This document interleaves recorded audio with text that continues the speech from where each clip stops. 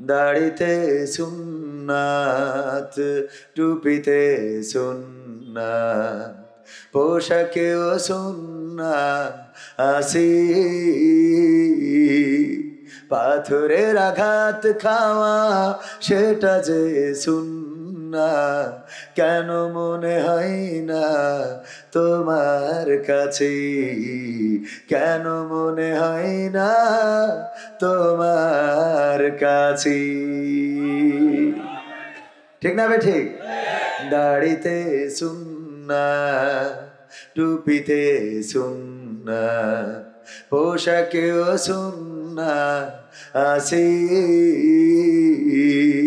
পাথরের আঘাত খাওয়া সেটা যে সুন্নাত, কেন মনে হয় না তোমার কাছে, কেন মনে হয় না তোমার কাছে। নবীর প্রেমে তুমি দাওয়াতে তাবলীগ ধারণ করেছ বুকে, সেই তুমি আজ কেন জুলুমের প্রতিবাদে আওয়াজ তোলো না মুখে। নবীর প্রেমে তুমি দাওয়াতে তাবলীগ ধারণ করেছ বুকে,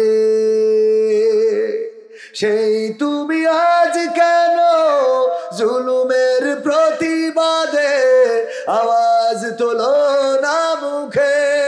মেসওয়াক করো তুমি রোজ প্রতিদিন, মেসওয়াক করো তুমি রোজ প্রতিদিন, সেখানেও সুন্নাত আছে। পাথরের আঘাত খাওয়া মাঝে মাঝে জেলে যাওয়া সেটা যে সুন্নাত, কেন মনে হয় না তোমার কাছে, কেন মনে হয় না তোমার কাছে। মিলাদুন নবীতে বড় সোচ্চার তুমি নাকি দেখানো লোক, সেই তুমি জানলে না আমার রাসূল ছিলেন সফল রাষ্ট্রনায়ক।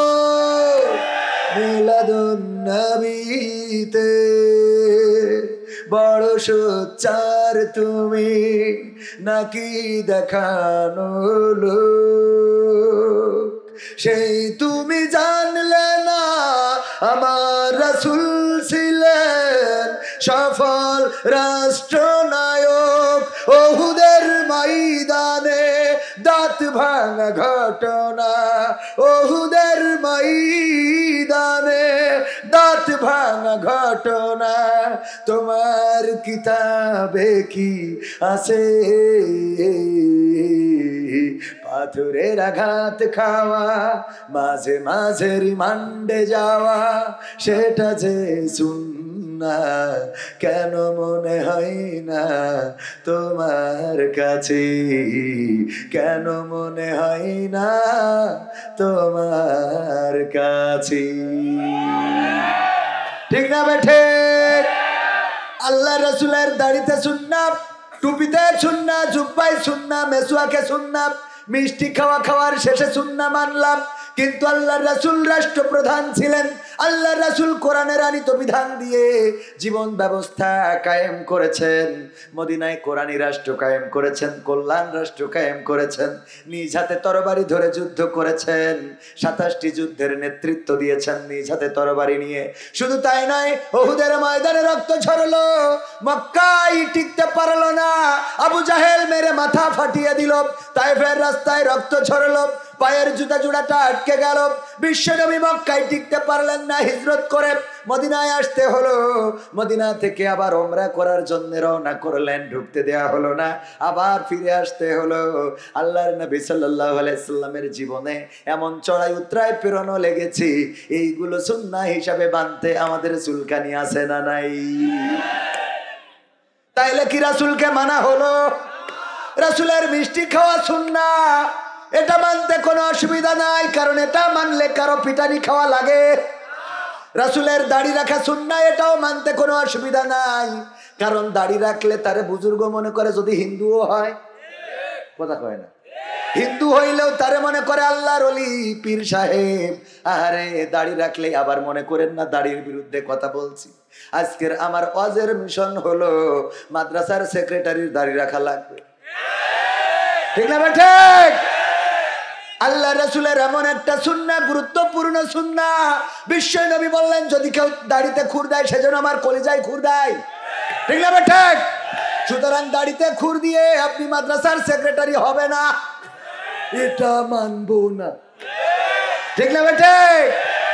আগে দাড়ি রাখতে হবে। মাদ্রাসার খেদমত, মসজিদের খেদমত যারা করবে তাদের রাসূলের সুন্নাহর অন্তত কিছু না কিছু থাকার দরকার আছে না নাই? মসজিদের কমিটির প্রধান সভাপতি যিনি, তিনি এমন কোরআন জানা জানে, হুজুরে বলল হুজুর আপনি একটু আজকে ইব্রাহিমের জীবনী নিয়ে আলোচনা করবেন। হুজুর ইব্রাহিমের জীবনী নিয়ে আলোচনা করেছে, নামাজ শেষে বলতেছে হুজুর এই দিকে আসেন, আপনারে বললাম ইব্রাহিমের জীবনী নিয়ে আলোচনা করতে, আপনি করলেন কি? কয় আমি তো ইব্রাহিমের জীবনী বললাম। কয় আপনি কি তা বলেছেন? কয় আমি এর বাইরে তো বলি নাই। কয় আপনি তো নমরুদিন নিয়ে পড়িয়েছিলেন। কার নিয়ে? নমরুদের নিয়ে পড়েছিলেন। গোটা আলোচনা জুড়ে নমরুদ নমরুদ নমরুদ। আল্লাহর বান্দা ইমাম সাহেব বললেন দেখেন ইব্রাহিমের কথা যদি বলতে যায় নমরুদের কথা অটোমেটিক চলে আসে না? আসে না?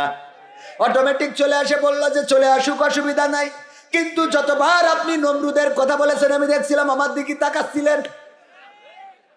সমস্যা আছে না নাই?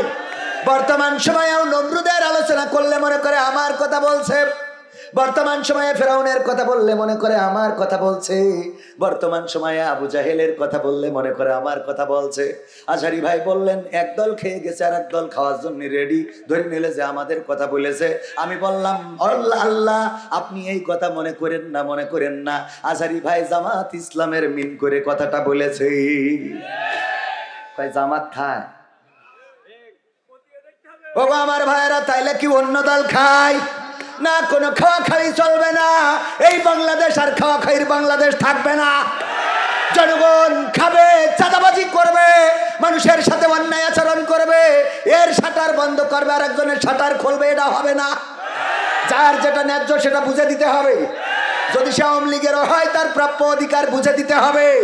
ওমর রাদিয়াল্লাহু তাআলা আনহু যেমন বললেন ফোরাত নদীর তীরে যদি কোনো কুত্তা না খেয়ে মারা যায়, কোনো কুত্তা যদি না খেয়ে মারা যায়, তাইলে আল্লাহ রাব্বুল আলামিন ওই কুত্তা না খেয়ে মারা যাওয়ার কারণে হাসরের ময়দানে আমাকে বিচারের কাঠগড়ায় দাঁড় করাবেন।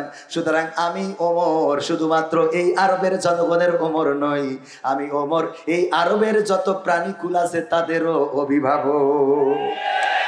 এমন অভিভাবক হওয়ার দরকার আছে না নাই?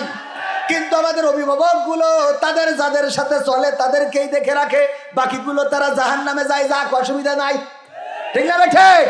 এমন অভিভাবক আমাদের চলবে না যে অভিভাবক বিপদে পড়লে হেলিকপ্টারে করে ওপারে চলে যায়। চলবে অভিভাবক?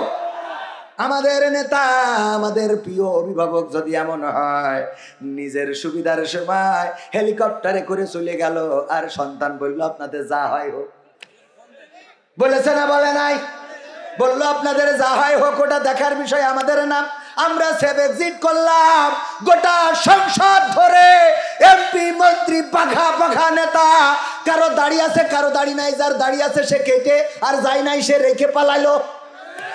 আর বিড়ি খোর চায়ের দোকানে বসে বলে ফেব্রুয়ারিতে আসছে কর্মসূচি, কথা কয় না। গাঞ্জা খোর কয় যে কর্মসূচি আসতেছে, তোর কর্মসূচি যারা দেবে সব তো বাইরে, তুই এখনো কর্মসূচির কথা কইস, তোর তো মুসলমানি শুধু আগাতে কাটলে হবে না, গুড়াতে কেটে দিতে হবে, ঠিক না ঠিক? বেয়াদব কোথাকার। এটা লজ্জা তো থাকে নাকি? এটা মানুষের তো ন্যূনতম। আমার সাথে তিনজন আসছে আমার সহকর্মী, রকি হোসেন, ইমরান এবং আলামিন। আমি বিপদে পড়ি, ওরা দেখা যাচ্ছে যে আমার বিপদের সময় আমি ডাকাতি ধরি, যে গাড়ি ওখানে রেখে তো দিলাম তো। আচ্ছা ওরা আর আমার সাথে ওদের আর আসা উচিত? কথা বলেন, আসা উচিত? তো এটুক তো কমন সেন্স থাকতে হয়। নেতা বাছাই করার সময় নেতা তো হবে সে যে ফাঁসির কাজটা ঝলবে কিন্তু কর্মীদের বিপদে ফেলবে না। কিন্তু এমন নেতা যেই নেতারা একেবারে গোষ্ঠী ধরে পালিয়ে গেল, দেখা হবে না, ঠিক না বেঠে? দেখা হবে না, চলে গেল। ওগো আমার ভাইয়েরা, আলোচনায় আসি। সময় অল্প, কথা অনেক বেশি বলা দরকার। 2 ঘন্টার নিচে আমার আলোচনা কোনোভাবেই হয় না। যাই করি তাই করি, 2 ঘন্টা লেগে যায়। এতে যদি টাইমের বাইরে আপনারা করেন তাইলে সমস্যা। ভাইজান বললো যে না খেয়ে উঠবেন নাকি, বললাম টাইম খাওয়া লাগবে না, আগে সময়ের গুরুত্ব যে দিতে পারে না সে জীবনের গুরুত্ব দিতে পারে। সময় মানেই জীবন, জীবন মানেই সময়। আপনার সময় শেষ হয়ে গেল মানে আপনি মারা গেলেন। জীবন ফুরায় না, কি ফুরায়? জীবন ফুরায়, জীবন ফুরায় না, ফুরায় কি? সময় ফুরিয়ে যায়। এই সময়টা আল্লাহ দিলেন ওয়ালাস, মহাকালের কসম করে বললেন ইন্নাল ইনসানা লাফি খুসর, প্রতিটা মানুষ ক্ষতিগ্রস্তের মধ্যে রয়েছে। আল্লাহ সময়ের কসম কেন করলেন? এমন একটা সূরায়, ছোট্ট সূরা, আপনারা পড়লে বুঝতে পারবেন। এখানে 4টা গুণের কথা বলা হয়েছে। 4 শ্রেণীর মানুষ বাদে সব ক্ষতিগ্রস্তের মধ্যে। সূরাটার শানে নজুল হলো যখন আবু বকর রাদিয়াল্লাহু তাআলা আনহু খুবই অভাবগ্রস্তের মধ্যে পড়ে গেল। অথচ আবু বকর ছিল মক্কায় একজন সম্ভ্রান্তশালী ব্যক্তি। টাকায়, সম্পদে, অর্থে, বিত্তে কোনো দিকে কোনো কম ছিল না। এত অর্থ ছিল যে বেলালের নির্যাতন করছে উমাইয়া।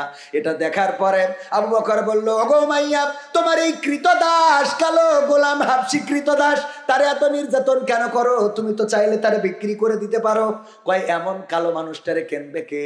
বলল আমি কিনে নিতে পারি যদি তুমি বেচতে চাও। একটা চড়া দাম বলে দিল যে এত দাম যদি দিতে পারো তাইলে আমি তোমারে দেব, সাথে একটা সাদা কৃতদাস দিতে হবে। বলল ঠিক আছে, আমি রাজি। তোমার একটা সাদা পরিষ্কার, আমাদের গার রং কালো আর সাদার মধ্যে পার্থক্য আছে না নাই? দাম কম বেশি আছে না নাই? মেয়ে যদি একটু কালো হয় নিতে চাই না, এমন আছে না নাই? এই জন্য বিউটি পার্লারে যায় আর সুন্দর করে সাজু গুজু করে আসে। ওইটা দেখার পরে আমার যুবকেরা মনে করে পরিমনির খালায় তো বোন ধরেই নিচ্ছে। 1 গোসলের পরে গান গাই, আমি পারি না আর পারি না, আমি কেন মরি না, আজরাইল কি চিনে না আমারে গো, আমি পারি না আর পারি না। হয়তো 2 দিন আগে, হয়তো 2 দিন পরে মরবো, আগে মরলে কি ক্ষতি? ওরে এই দুনিয়ার রং তামাশা বুঝলাম না রে একরতি, ও আমার ঘরের রমণী সেজে কাল নাগিনী, এই জীবননগরের বিউটি পার্লার আমার বাজাইছে 12টায়, আমি পারি না আর পারি না। ঠিক না বেঠে? কারণ বিউটি পার্লার থেকে সাজু গুজু দেখে মনে করে ওরে আল্লাহ এইটাই লাগবে, আব্বা কিছুই বুঝি না, আবেদারে লাগবে। কারে লাগবে? আবেদারে লাগবে। তবে এখনকার কিছু পোলাপান আবার চালাক হয়ে গেছে আমার যুবকেরা।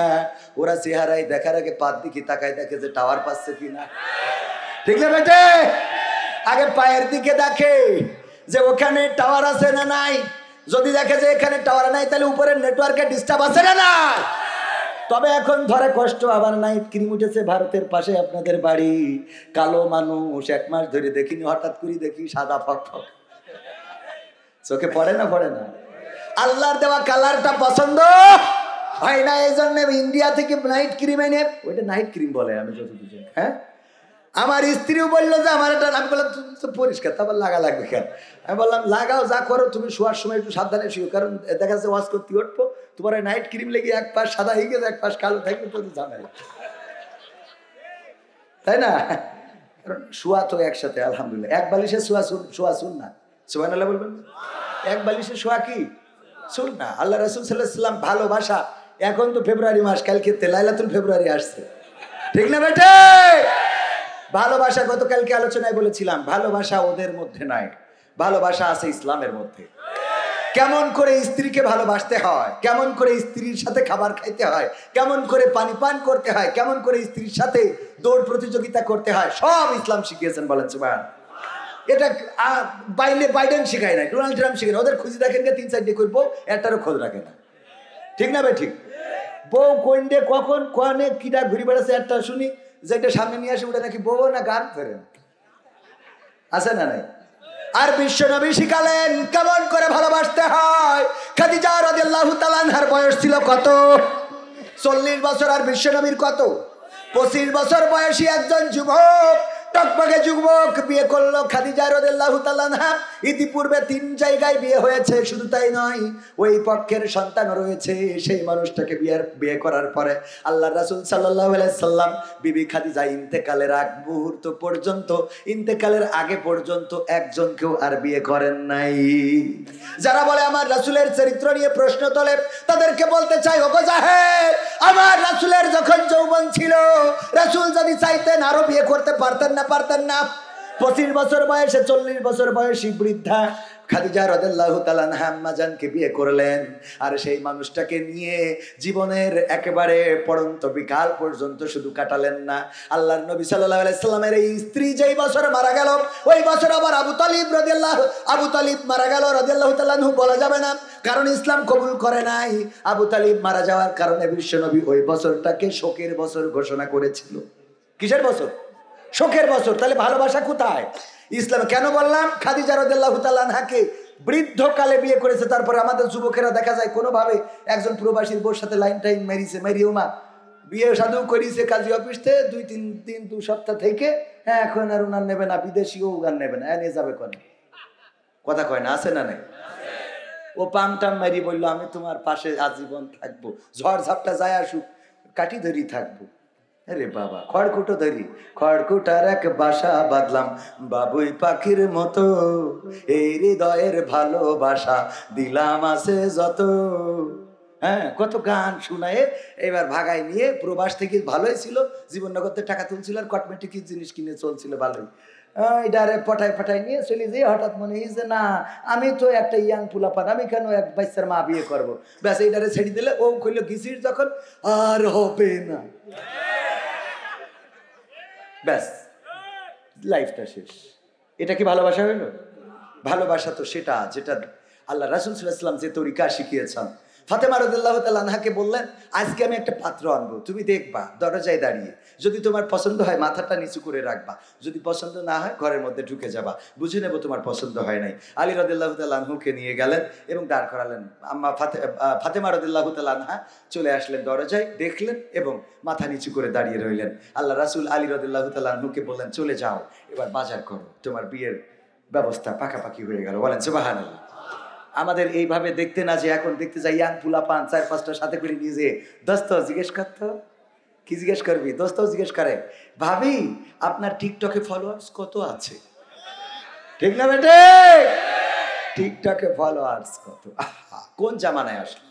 আল্লাহ বললেন ওয়াকরনা ফি বুয়ুতিকুন্না ওয়ালা তাবাররাজনা তাবাররুজাল জাহিলিয়াতিল উলা। ওগো নারীরা পর্দার মধ্যে থাকো, জাহিলি যুগের মেয়েদের মতো সাজুগুজু করে নিজেদেরকে প্রদর্শন করে বেড়ায়ও না। কথাটা কার? নির্দেশটা কার?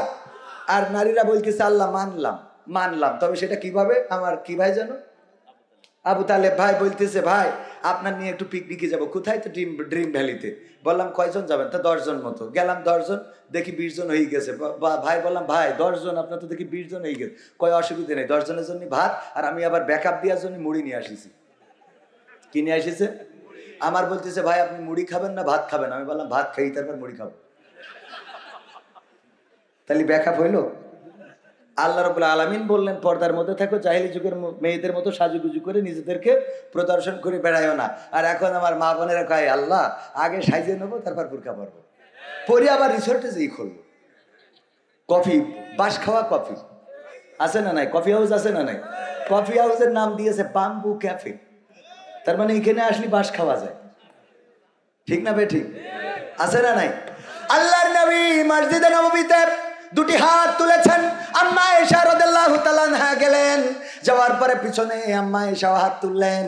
আল্লাহর নবী ফরিয়াদ করছেন ওগো আল্লাহ, কিয়ামতের ময়দানে যেদিন মা তার সন্তানের পরিচয় দিবে না, সন্তান তার বাবার পরিচয় দিবে না, ভাই তার বোনের পরিচয় দিবে না, বোন তার ভাইয়ের পরিচয় দিবে না, আপনজন তার আপনজনের পরিচয় দিবে না, ওগো আল্লাহ ওই মুসিবতের দিন, কিয়ামতের দিন আমি যেন আমার খাদিজাকে না হারাই।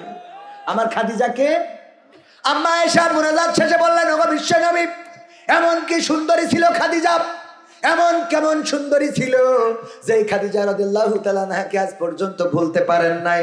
আপনার ঘরে কি তার চেয়ে সুন্দরী, তার চেয়ে কম বয়সী রমণী কি আর আসে নাই? আল্লাহর নবী বললেন, ও আয়েশা এমন কথা বলো না, তোমরা তো আমার সুখের দিনের স্ত্রী, আর খাদিজা ছিল আমার দুঃখের দিনের স্ত্রী। আম্মা আয়েশা রাদিয়াল্লাহু তাআলা আনহা বললেন, ওগো বিশ্ব নবী, তাইলে খাদিজার সম্বন্ধে আমাকে একটু জানান। আল্লাহর নবী বললেন, ওগো আয়েশা শুনে নাও, গভীর রাত আমি দিনের বেলায় মক্কায় বেরোতে পারতাম না, দাওয়াত দিতে পারতাম না। বাতিল আমার দিকে চোখ মোটা মোটা করে তাকাতো, আমার দিকে ইট মারতো, পাথর মারতো, আমার গায়ে থুতু নিক্ষেপ করতো, আমাকে পাগল বলতো, আমার কাছে মানুষদেরকে ভিড়তে দিত না। আমি নামাজে সিজদায় গেলে উটের নাড়ি ভুড়ি আমার মাথার উপরে চাপিয়ে দিত। ওই মুহূর্তে আমি দিনের আলোতে বের হতে না পেরে রাতের অন্ধকারে মানুষের দরজায় দরজায় যেতাম, আর মানুষের পা ঝাঁকুনি দিয়ে দিয়ে ডেকে ডেকে ইসলামের দাওয়াত দিতাম। আসো আল্লাহর পথে, আসো কোরআনের পথে, আসো সত্যের পথে, আসো হকের পথে। এই দাওয়াত গুলো দিয়ে যখন গভীর রাতে ফিরতাম, কোনদিন রাত 1টা 2টা 3টা, কোনদিন এমন কোন ঠিক ছিল না কোন দিন কোন রাতে ফিরবো। গভীর রাতে যে ডাক দিতাম, গো খাদিজা, আর অমনি দরজা খুলে যেত। আমি একদিন খাদিজাকে জিজ্ঞাসা করলাম, খাদিজা, যতবার, যত রাত, যত গভীর রাতেই আসলাম না কেন, আমি এসে একটা বার ডাক দিই আর দরজা খুলে যায়, খাদিজা তুমি কেমনে ঘুমাও আমার একটু জানাও। খাদিজা রাদিয়াল্লাহু তাআলা আনহা বললেন, ওগো বিশ্বনবী, আপনি আমার স্বামী, আপনি থাকেন দিনের দাওয়াতে, আপনি থাকেন কোরআনের দাওয়াতে, আপনি থাকেন ইসলামের দাওয়াতে। আল্লাহর দায়িত্ব পালন করার জন্য আপনি রাতের অন্ধকারে বাতিলের রক্ত চক্ষুকে উপেক্ষা করে ঘুরে বেড়ান মক্কার অলিতে গলিতে, আর আমি আপনার স্ত্রী হয়ে কেমন করে খাটের উপরে তরশকের নরম বিছানায় ঘুমাবো? এই জন্য যত বাড়িতে না ফেরেন ততক্ষণ পর্যন্ত আমি খাদিজা এই দরজায় দাঁড়িয়ে দাঁড়িয়ে পিঠ লাগায়ে ঘুমাই। আল্লাহু আকবার। এই ছিল ভালোবাসা। আল্লাহ রাসূলও ভালোবাসতেন। আম্মা আয়েশা রাদিয়াল্লাহু তাআলা আনহা বলেছেন, এমন গ্লাস, আমি যখন গ্লাসে পানি পান করতাম, পানি পান করার পরে গ্লাসটা যখন রাখতাম, আমার বিশ্ব নবী, আমার স্বামী, ওই গ্লাসটাই যেখানে আমি মুখ লাগাইছি ওইখানেই মুখ লাগাই পানি পান করতেন। আমি কোনো হাড় যদি চিবিয়ে রাখতাম, ওই হাড়টা বিশ্ব নবী আবার চিবাতেন। আমি একদিন জিজ্ঞাসা করলাম, ওগো বিশ্ব নবী, এটা কেন করেন? বিশ্ব নবী বললেন, এটা করা মানে মহব্বত বেড়ে যায়। বলেন সুবহানাল্লাহ। শুধু তাই নয়, বিশ্বনবী বলেছেন, তোমরা তোমাদের স্ত্রীদের প্রশংসা করো। কার সামনে? বন্ধুর সামনে। নাউজুবিল্লাহ। বন্ধুর সামনে বলে, দোস্ত মাল একটা নিয়ে আইছি, বল। ওরে শয়তান, অনেক ভালো। শয়তান কোথায় আছে না? নাই। ক্ষমতায় কেউ স্থায়ী হয় না, হোক না সে হাসিনা কি বারে না, চেয়ারটা চিরকাল থাকে না। মানে আমার সমস্যা হলো, ওয়াজ যদি করি 2 ঘন্টা ভালোভাবে ওয়াজ করা যায়, কিন্তু মানুষ অনেকের চাহিদা হলো, ভাই খালি ওয়াজ তো কত, শুনি একটু গান গাবেন, ঠিক না ভাই? ঠিক। মানে আমার জ্বালা শেষ নেই, সব রকম করতে। তো এই জন্যে মানে এই কোনো তো উপায় নেই। আমি এখনো কিন্তু শুরু করিনি। শুরু করেছি, শুরু করবো কি আর একটু পরে করি ইনশাআল্লাহ। ক্ষমতায় কেউ স্থায়ী হয় না, হোক না সে হাসিনা কি বারে না, চেয়ারটা চিরকাল থাকে না। ক্ষমতায় কেউ স্থায়ী হয় না, মুজিবুর বেশি দিন থাকেনি, জিয়াউর কেউ তো রাখেনি। মুজিবুর বেশি দিন থাকেনি, জিয়াউর কেউ তো রাখেনি। এরশাদ চলে গেছে পৃথিবী ছেড়ে, এরশাদ চলে গেছে পৃথিবী ছেড়ে, কেউ আজ তার কথা কয় না। ক্ষমতায় কেউ স্থায়ী হয় না, হোক না সে হাসিনা কি বারে না, চেয়ারটা চিরকাল থাকে না। হাসিনা ক্ষমতা ধরে রাখতে আয়না ঘর বানিয়েছিল, জনগণের রোশন হলে দাদার দেশে পালিয়ে গেল। হাসিনা ক্ষমতা ধরে রাখতে আয়না ঘর বানিয়েছিল, জনগণের রোশন হলে দাদার দেশে পালিয়ে গেল। ডিবি হারুনের পাশে আর, ডিবি হারুনের পাশে আর পরিমণিদের দেখা যায় না। ঠিক না বেঠে? ক্ষমতায় কেউ স্থায়ী হয় না, হোক না সে হাসিনা কিবারে না, চেয়ারটা চিরকাল থাকে না। ঠিক না বেঠে? এই চেয়ার চিরকাল থাকে না। ওগো আমার ভাইরা, রাসূলের সুন্নাহ নিয়ে কথা বলতে বলতে কোথা থেকে কোথায় চলে গেলাম। কথার নাম লতা। কি কথার নাম? লতার আমাদের মতো অযোগ্য যদি হয় তাইলে তো সমস্যা। আমি ভালো ওয়াজ করতেও পারি না, ভালো গান গাইতেও পারি না, মাঝে মাঝে পোস্টারে লেখে বিশিষ্ট ইসলামী চিন্তাবিদ, আন্তর্জাতিক খ্যাতি সম্পন্ন, আমি বলি ক্ষতি সম্পন্ন, আন্তর্জাতিক খ্যাতি সম্পন্ন মুফাসসিরে কোরআন। আমি কই করিছেন কি? আমি মুফাসসিরে কোরআন না, মুসাফিরে কোরআন। কি কোরআন? মুসাফিরে কোরআন। এসেছি এখানে মুসাফির, বাড়ি যশোর, এসেছি চুয়াডাঙ্গার মধ্যে মুসাফির। আমি মুফাসসিরে কোরআন হওয়া তো দূরের কথা, যারা মুফাসসিরে কোরআন ওদের জুতার ফিতাও এখনো হইতে পারি নাই। আল্লাহ যেন তৌফিক দেন, তাদের ছাত্র হওয়ার যোগ্যতা যেন দান করেন, বলেন আমিন। আমি মুসাফিরে কোরআন মানে সফর করে এসে দুই একটা কোরআনের কথা বলি, সফর করে এসে দুই একটা কোরআনের কথা বলি, এই জন্য আমি মুসাফিরে কোরআন। আমাদের এক হুজুর বললো যে একবার এক জায়গায় গিয়েছে, যাওয়ার পরে বলছে হুজুর চলেন আলহাজের চায়ের দোকান থেকে চা খেয়ে আসি। কার দোকান থেকে? যাওয়ার পরে চায়ের দোকানদারের দেখে বুঝতে পারলো যে এ তো হজ করা বান্দা না, দেখি তো মনে আছে গাঞ্জাখোর। জিজ্ঞেস করে বসলো, ভাই আপনি না, গায়ে হাতে বলতেছে, ভাই আপনি হজ করেছেন কত সালে? বলছে হুজুর লজ্জা দেবেন না, লজ্জা দেবেন না। কয় না, এই দোকানটা আলহাজের চায়ের দোকান। আলহাজ কিটা কয় মানে আমারই বলে। তা আপনি হজ করেছেন কত সালে? কয় হুজুর আমি হজ করি নাই, আমি আসলে আলহাজ না, আমি জেল হজ। কি হজ? কি করে জেল হজ? ভাই আমি গাঞ্জার ব্যবসা করতাম, এই কারণে পুলিশ আমার ধরেছিল, তারপরে আমার জেল ডেকে দিলে, জেলখানায় এসে দেখলাম একমাত্র এদের মধ্যে একমাত্র আমি ভালো মানুষ, বাকি সব আল্লাহওয়ালা মুফাসসিরে কোরআন, মুফতি, মুহাদ্দিস, তারপরে তাওহীদি জনতার কলিজার স্পন্দনরা সব, খালি আমি একমাত্র ভালো মানুষ। বাকি সব কারা? মতিউর রহমান নিজামী, কাদের মোল্লা, আলী হাসান মোহাম্মদ মুজাহিদ, দেলোয়ার হুসাইন সাইদি, মামুনুল হক, আমির হামজা, তারপরে রফিকুল ইসলাম মাদানী, জসিম রাহমানি, মানে সব পীর সাহেব, খালি এর মধ্যে দেখলাম আমি একমাত্র ভালো মানুষ। তো আমি চিন্তা করলাম যেহেতু এতগুলো অপরাধী আছে, আমিও এদের সাথে এই অপরাধের সাথে যুক্ত হব। এই কারণে আমি জেলখানা থেকে শপথ করলাম, বের যদি হইতে পারি আর গাঞ্জা নিজেও খাবো না, বিক্রিও করবো না, ব্যবসা গাঞ্জার ব্যবসা বাদ। জেলখানা থেকে আসলাম, তারপরে এই ছোট্ট দোকানটা দিয়ে এখন চায়ের ব্যবসা করি, যা 2-5টা কাস্টমার হয় 50 টাকা 100 টাকা, এই দিয়ে সংসার চালাই। আর সান্ত্বনা নিই যে অন্তত হালাল পথে আমি রুজি করি। আমার এই গাঞ্জার ব্যবসা ছেড়ে চায়ের ব্যবসা ধরার কারণে গাঞ্জার যারা সহকর্মী ছিল একসাথে টেনে বেড়াতাম খেজুর তলায়, ওরা এখন আমার নাম দিয়েছে আলহাজ। আসলে আমি আলহাজ না, আমি হলাম জেল হজ। কি হজ? তো আমি ওই রকম আর কি, আমি মুফাসসির না মুসাফির। কি ফির? মুসাফির। যাই হোক ভাইয়ের আমার, তো এই জন্য একটু সমস্যা হয়ে যায়। তারপরে কয়েকটা সঙ্গীত শোনাবো ইনশাআল্লাহ। ওয়াজ কাজে লাগার দরকার আছে না নাই? একটা ওয়াজ শুনে একটা আমল করেন, বছরে অন্তত প্রতিটা মানুষ কম বেশি 30টা ওয়াজ শোনেন না? শোনেন না? শোনেন না? শোনেন। 30টা ওয়াজ শুনে যদি 30টা আমল করতেন, জীবনটা পরিবর্তন হয়ে যেত, চেঞ্জ হয়ে যেত। পরিবর্তন হবে কি? ওয়াজ শোনার জন্য এখন মানুষ আসে না, ওয়াজ দেখার জন্য আসে। কি করার জন্য আসে? ওয়াজ দেখার জন্য। ওয়াজে কি করবে এটা দেখবো। বাজারে লোক কম না বেশি?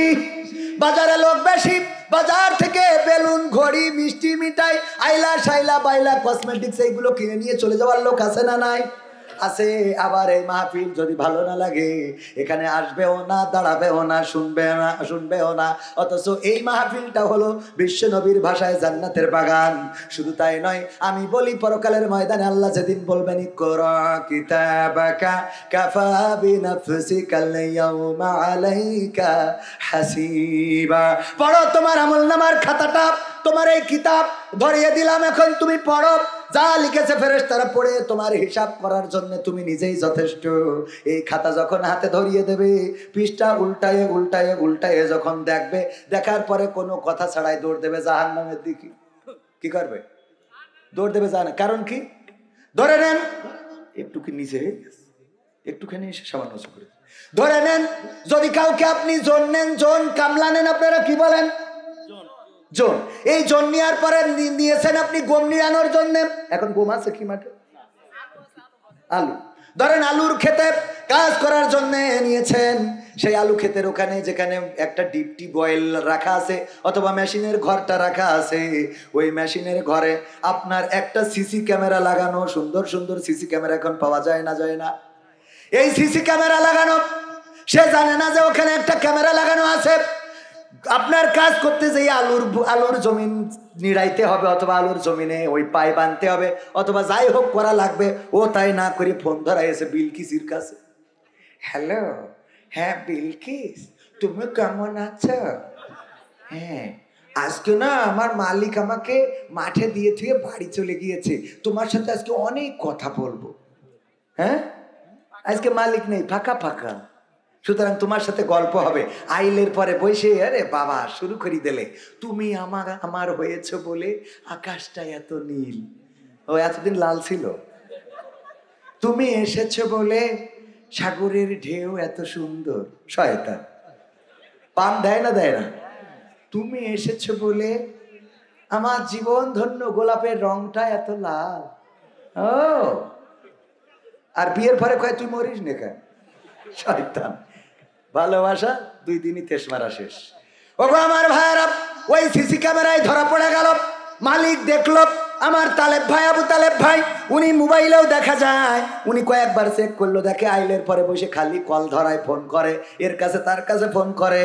যখন মাঠ থেকে বাড়ি এসে বলছে আমার জোনের দাম দেন, আমার পরিশ্রমের মজুরি দেন, আমার টাকাটা দেন, উনি বলল ঠিক আছে তোমার টাকা দেওয়া হবে। এই যে মেমোরি আমি এই পিসিতে ভরে দিলাম, এই কম্পিউটারে ল্যাপটপে ভরে দিলাম, এই মনিটরে তুমি সারাদিন যে কাজ করেছো ওইটা দেখা যাবে, তুমি দেখবা, দেখার পরে তারপরে 1 ঘন্টা পরে আমার কাছ থেকে বেতন নিয়ে বাড়ি যাবা। এটা যদি মনিটরে লাগাই দেয়, ও আর ওখানে দাঁড়াবে? কথা কয় না, দাঁড়াবে? ও সুজা দৌড় দেবে, যে দরকার নেই। মালিক যদি ফোন দেয়, কই, তবে আমার টাকা লাগবে না। কারণ কি? কারণ আমার তো বুঝা শেষ, আমি যা করেছি ও সব রেকর্ড হয়ে গেছে। তো আল্লাহর কাছে রেকর্ডিং করা কিতাবাকা কাফা বিনাফসিকা আল-ইয়াওমা আলাইকা হাসিবা। আল্লাহ এই কিতাব এমন একটা কিতাব, বান্দা বলবে আল্লাহ এ কেমন কিতাব, ছোট্ট কাজটাও এড়িয়ে যায় না। কার কাছ থেকে মাহফিল শুনে যাওয়ার পরে রস ঝেড়ে খেয়েছিলেন, রস ঝেড়ে খালেন তো খালেন, আবার ওর মধ্যে ডেলা পুড়ে রেখে যায়, আছে না নাই? আবার একজন আমার কাছে এসে বলছে হুজুর ভুল একটা করে ফেলেছি। কি? মাহফিল শুনে বাড়ি যাওয়ার সময় খেজুর গাছের রস পেড়ে খেয়েছিলাম, কিন্তু খাওয়ার আগে একটা কাজ সেরেছিলাম, সেটা হলো আমার টয়লেট লেগেছিল বলে পায়খানা ফিরেছিলাম, কিন্তু পানি না থাকার কারণে সুসার সুযোগ হয় না। এই না সুইছে যে রস খাইছি, এটা কি জায়েজ না না জায়েজ? সহ্য না করে পারা যায়? ও চুরি করিয়েছে, করিয়ে রস ঝাড়ি খেয়েছে, ও হেগে সুসিনি, তাই জায়েজ না না জায়েজ এটা করছে। শয়তান কোথাকার। কত রকম যে প্রশ্ন আল্লাহ ওলিদের আছে, এ মাহফিল না করলে বুঝতাম না। পাবনায় একজন প্রশ্ন দিয়েছে, হুজুর আমি অনেক কষ্ট করে একটা মেয়ে পটাইছিলাম, পটানোর পরে তারে আমি কোরআন হাদিস শিখাইছি, নামাজ পড়তো না, নামাজ পড়া শিখাইছি, কোরআন জানতো না, কোরআন শিখাইছি, হাদিস পড়তো না, শিখাইছি, একজন পর্দানশীল নারী হিসাবে তারে গড়ে তুলেছি, আল্লাহওয়ালা বানাই ফেলেছি। এখন ও আমার সাথে ভালোবাসতে চায় না, আমার সাথে প্রেম করে না, আমার সাথে তার এখন সম্পর্ক নেই, এর জন্য ও কয় নম্বর জাহান্নামে থাকবে। আমি বললাম শয়তান, তুই তো ওর তেজ মেরে দিছিস তুই। কারণ প্রেম যতক্ষণ সে কোরআন বোঝে না, হাদিস বোঝে না, ততক্ষণ সে প্রেম করবে। কথা কয় না? কোরআন হাদিস বুঝলি আর প্রেম করবে? তা তুই প্রেম করি পটাই নিয়ে কোরআন হাদিস পড়ালি কোন দুঃখী? ও কোরআন পড়িয়ে বুঝাস যে পর্দার খেলাপ করা যাবে না, ও তোর সাথে প্রেম করবে কোন লাইন দিয়ে? আমার সেটা কথা। তো খাল কেটে নিজে কুমির ডেকে নিয়ে এখন আমার কাছে ফতোয়া খোঁজো। এখন যেটা ভালো বানাইছিস তাড়াতাড়ি যাইয়ে বুঝাই বাজাই বিয়ে কর শিগগিরি, শীত পার হতে দিস না। কথা কি বোঝা গেছে? ফতোয়া এর বাইরে আমি খুঁজে পেলাম না। এই জাতীয়, যাই হোক অধিক কথাই যাব না। মানে মন চায় যে কোয়েন্টে রেখে কোয়েন্টে বলবো, সব খালি কথা বলতে ইচ্ছে করে। ও আমার ভাইয়েরা, সব কথা বাদ থাক, আমি যেটা বলছিলাম, এমন নেতার আনুগত্য করতে হবে যেই নেতা আমাদের রেখে পালাবে, প্রয়োজনে ফাঁসির কাস্টে ঝুলবে, প্রয়োজনে শহীদ হবে, রক্ত দিবে, রাজপথে ব্যানার নিয়ে সামনে দাঁড়াবে। এমন নেতা যদি না হয়, তাইলে সেই দল যারা করে, আমি বলবো ওরা বেলে হাজ, ওদের কোনো লজ্জা নাই, শরম নাই। ওদের শরম আর এই দুনিয়ায় হবে? ওদের অবস্থা এমন। মাহমুদুল হাসান জিহাদি ভাই ওয়াজ করে, ভাই না চাচা হয়, আমার আব্বার সময়ের বক্তা, আপনাদের এলাকায় অনেকেই চিনে থাকতে পারেন। আগে আসতেন, তিনি মারা গিয়েছেন, আল্লাহ রাব্বুল আলামিন কবরকে জান্নাতের বাগান বানান। এই মাহমুদুল হাসান জিহাদি সাতক্ষীরা, উনি ওয়াজ করে বেড়াতেন মোটরসাইকেলে। তখন তো মোটরসাইকেল ছিল, মোটরসাইকেলে ওয়াজ করে বাড়িতে ফিরে যাচ্ছে রাত 12টার পরে। দেখে আপনাদের এই পাশে তেমাতনার পরে একজন বসে পায়খানা করতেছে। কি করছে? পায়খানা করতেছে। এইটা দেখার পরে মাহমুদুল হাসান জিহাদি চিন্তা করলে, এটা রাতের অন্ধকারে না হয় সেখানে পায়খানা করছে, এটা তো দিনের আলোতে খারাপ জায়গা, ভালো জায়গায় খারাপ কাজ করে রেখে যাচ্ছে, সুতরাং তার একটু লজ্জা দিয়া দরকার। হেডলাইটটা ঘুরাই ধরিছে যাতে ও একটু লজ্জা পায়। এত লজ্জা পাইছে তাহলে ভাই লুঙ্গি তুইলে মুখ দেখে চুপচাপ বসে দিয়েছে।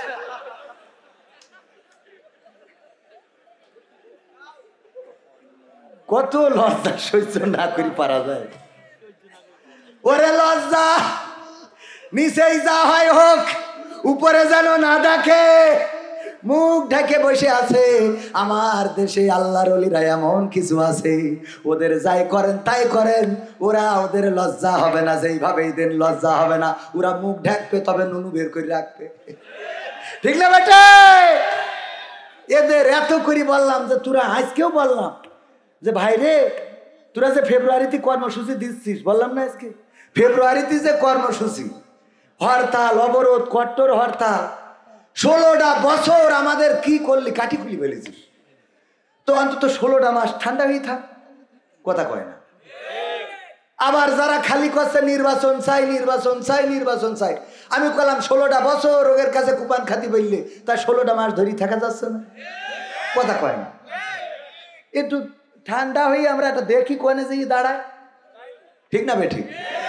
তা না এক্ষুনি নির্যাতন লাগবে। নির্যাতন না, নির্বাচন। কি লাগবে? নির্বাচন। এখনই কি লাগবে? ওরাও নামতে চায় রাস্তায়, ইরাও নামতে চায় রাস্তায়। এ বেকায়দা না? দুটাই রাস্তায় নামতে চায় এখন। আরে বাবা, রাস্তায় তো নামবেন, কোনো অসুবিধা নেই। নির্বাচন যদি না দেয়, আগের সরকার তো ছিল তাহাজ্জুদ পড়ি ভোট নিয়েছিল, আর এ তো তাহাজ্জুদ কি নামাজই পড়ে না। তো তাহাজ্জুদ গুজারি সরকারে যদি ভারতে পাঠাতে পারি, এ তো নামাজই পড়ে না, এ তো দুনিয়া ছাড়া কই তো কথা কয়। জিনিসটা বুঝতে হবে, এগুলো না বুঝে আপনার এত টেনশন করে দেন। তাহাজ্জুদ পড়ি না, আগে এক চাষা গেছে ভোট দেওয়ার জন্য, যাওয়ার পরে চাষা বলছে, বাপু আমার ভোট নাম্বার কত, একটু দেখে দাও। তা বলছে, চাষা আপনি আসলেন, এত কষ্ট করে আসার কি দরকার ছিল? বাপু রে, কবে বাসি মরি, ভোটটা দিয়েই মরতে চাই। বলছে যে সে ভোট তো আমরা দিয়ে ফেলেছি। এটা কেমন কথা বললে বাপু, ভোট দিয়া হইয়া গেছে। গেছে কেমন হইল? বলছে আপনি কখন রওনা দিয়েছেন? আমি তো বাপু ফজর পড়িয়ে আসলাম। বলছে আমরা তো সে তাহাজ্জুদ পড়ি কাম সেরে ফেলেছি। আমরা কি করেছি? তাহাজ্জুদ পড়ি তো সে কাম সারা। বাপু তাহলে একটু কালি লাগিয়ে দাও, চলে যাই। তো কালি লাগিয়ে চলে যাচ্ছে, ডাক্তার চাচা শোনেন, এই চাষির জন্য আবার কষ্ট করে পাঠায় নাই বুড়ো বয়সে। তোমার চাষিও কি ভোট দিয়ে গেছে? তা বলছে, মনে করছে চাষা ভালো অত বোঝে সোঝে না, ঠিক আছে বুঝাই দি। বলছে হ্যাঁ, চাষিরও হয়ে গেছে, দিয়ে গেছে। গো কত নেব খারাপ গো, আল্লাহ তুমি ওর সাথে আমার জান্নাতেও রাখো না।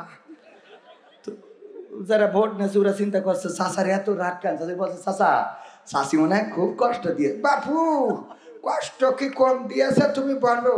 এই 12টা বছর হইল মরে কবরে, তা তুই ভোটটা দিয়ে গেছিস, তা আমার সাথে একটু দেখা করিয়ে যাবি না? তুই ভোট দিয়ে হাসিনার নৌকায় মেরিয়ে চলে গেলি, এ তোর হাসিনাই পার করুক। ঠিক না বেটে? এমপিরা সব কোথায় গেল,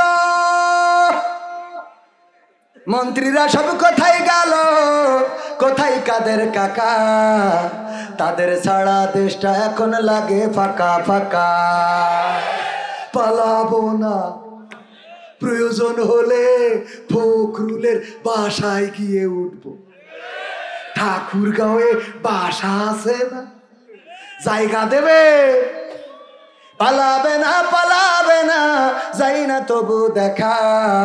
পালাবে না, পালাবে না, যাই না তবু দেখা। তাদের ছাড়া দেশটা এখন লাগে ফাঁকা ফাঁকা, ওদের ছাড়া দেশটা এখন লাগে ফাঁকা ফাঁকা। আইন মন্ত্রী আটকে গেল আইনেরই ফাঁকে, দাড়ি ছাড়া দরবেশের ভণ্ড ভণ্ড লাগে। ঠিক না বেঠে? আইন মন্ত্রী আটকে গেল আইনেরই ফাঁকে, দাড়ি ছাড়া দরবেশের ভণ্ড ভণ্ড লাগে। আপনার না, এই একটা ঝামেলায় পড়ে যায়। এই যে ধরেন আপনারা দাড়ি না রাখলে এই গানটা গাওয়ার কোনো কায়দা আছে? অথচ আপনি আমার টাকা দিয়ে নিয়ে আসেন, আপনার বিরুদ্ধে আমি কিভাবে যাই বলেন? এটা কি উচিত? নুন খায় যার গুণ খায়। ছোট করে হলেও রেখে দেন, আজকে তো আর কাটা পড়বে না ইনশাআল্লাহ। রাজি ইনশাআল্লাহ? হাত তোলেন। রাজি ইনশাআল্লাহ? ইনশাআল্লাহ রাজি? আল্লাহ ভরসা ভরসা নেই। আল্লাহ চাইলে কালকেই নেটওয়ার্ক চলে যেতে পারে। কাল আমি দেখবো যে আপনি ফোন দে, আল্লাহ না করুন, আল্লাহ না করুন, বলা যায় না। হঠাৎ এই সাইড পড়ে গেছে, ফোন দিলাম, তাহলে ভাই কোথায়?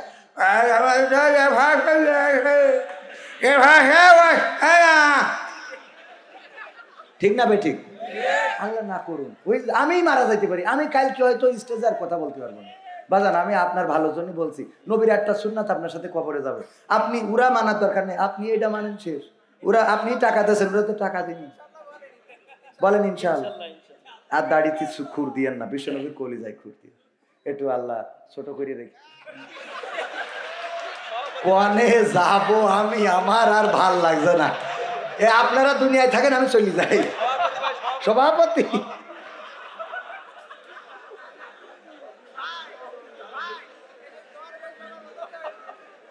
কি হবে বেঁচে থেকে অযথা বিদ্যা শিখে, যদি না গড়তে পারি শোষণবিহীন সমাজটাকে? কি হবে বেঁচে থেকে? কি হবে ছাত্র সেজে চুমু খেয়ে সনদ খানা, যদি হয় বিদ্যালয়টা পরিমণিদের আড্ডাখানা?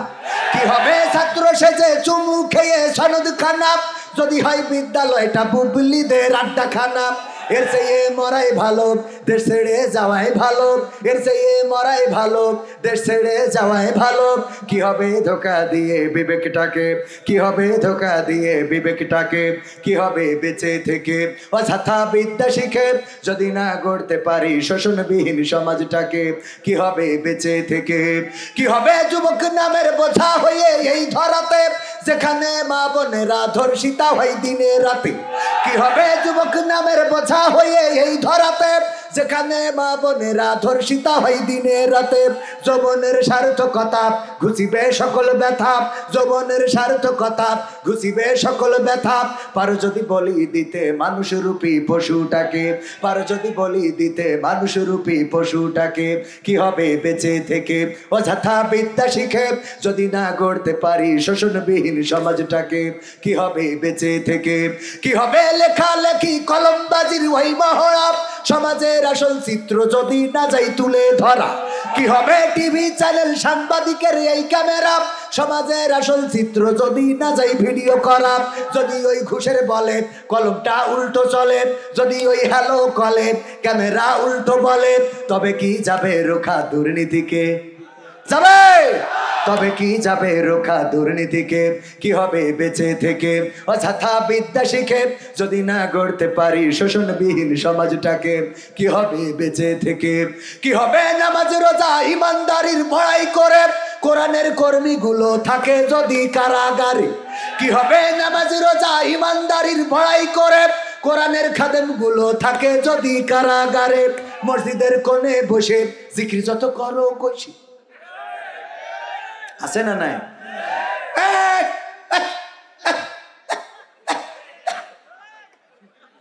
জিকির আমি বললাম এই জিকির দেখার পরে শয়তান বলিছে এখানকার দায়িত্ব তোর পরে থাকি।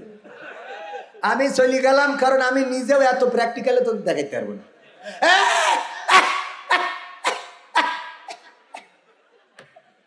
কি জিকির এগুলো? শয়তান বলে এরা তোরা, আমি আবিষ্কার করতে পারিনি, তোরা তো বিজ্ঞানীর উপরে। আব্বা বিজ্ঞানীর কি কি হবে? নামাজি রোজা ইমানদারির বড়াই করে কোরআনের কর্মীগুলো থাকে যদি কারাগারে, মসজিদের কোণে বসে জিকির যত করো কষে, মসজিদের কোণে বসে তাসবিহ যত টানো ঠেসে, এভাবে যায় না পাওয়া আল্লাহকে। এমন তাসবিহ টানা লোক আছে না নাই? কত আছে। যৌবন কালে মানুষের বেড়া ভেঙে বেড়াইছে, আর বৃদ্ধকালে মসজিদ ছাড়ে না। আমার ইয়াং পোলাপান যুবকেরা যদি মসজিদে যায়, যদি একটু হাসাহাসি করে, ছোট বাচ্চা শিশুরা যদি মসজিদে যায় আর নামাজের মধ্যে যদি একটু হাসাহাসি করে, কোন রকম যদি তারা ভুলভ্রান্তি বা অন্যরকম কিছু করে ফেলে, ওই মুরব্বী তাশাহুদ পড়তে যেয়ে খালি বলে আত্তাহিয়াতু লিল্লাহি ওয়া সালাতু, কাজ চাইলে যে চিল্লাচ্ছে আত্তাহিয়াতু লিল্লাহি ওয়া সালাতু তাইয়্যিবাতু ওয়া সালামু আলাইনা ইয়া নবী, নামাজটা হয়ে যাক, তারপর দোষ আল্লাহুম্মা সাল্লি আলা মুহাম্মাদ ওয়া আলা কাজ চাইলে শালা শয়তান আল্লাহুম্মা সাল্লি আলা মুহাম্মাদ ওয়া আলা। ইমাম সাহেবের মধ্যে সালাম রে, আসসালামু আলাইকুম ওয়া রাহমাতুল্লাহ, আসসালামু এই কাজ চাইলে রে, এই ধরি রে। ওরে বাবা, আছে না নাই? যৌবন কালে মসজিদে যায় নাই, তারপরে দায়িত্ব ছিল। আল্লাহ বলেন ওয়ালতাকুম মিনকুম উম্মাতুন ইয়াদউনা ইলাল খায়র ওয়া ইয়া'মুরুনা বিল মারুফ ওয়া ইয়ানহাউনা আনিল মুনকার। আল্লাহ রাব্বুল আলামিন বললেন সর্বোত্তম উম্মত হিসেবে তোমাদের সৃষ্টি করা হলো এই জন্য যে তোমরা এই জমিনের উপরে সৎ কাজের আদেশ করবে আর অসৎ কাজে বাধা দেবে। ওর যৌবনকালে অসৎ কাজে বাধা যারা দিয়েছে তাদের কাটি খুলে দিয়েছে। অসৎ কাজে বাধা দেবে কি? ওর জন্য এলাকায় সুন্দরী মেয়েরা বুরকা ছাড়া বাইরে বেরোতে পারেনি, এমন আছে না নাই? আর বৃদ্ধ বয়সে যে তাসবিহ আল্লাহ আল্লাহ আল্লাহ আল্লাহ আল্লাহ, ওরে বাবা, আছে না নাই? আর বাচ্চারা গেলে তাদের উপরে রাগ করে, যুবকেরা গেলে, যুবক যদি পানির ট্যাপটা ছেড়ে দেয় ওর মাথাটা করে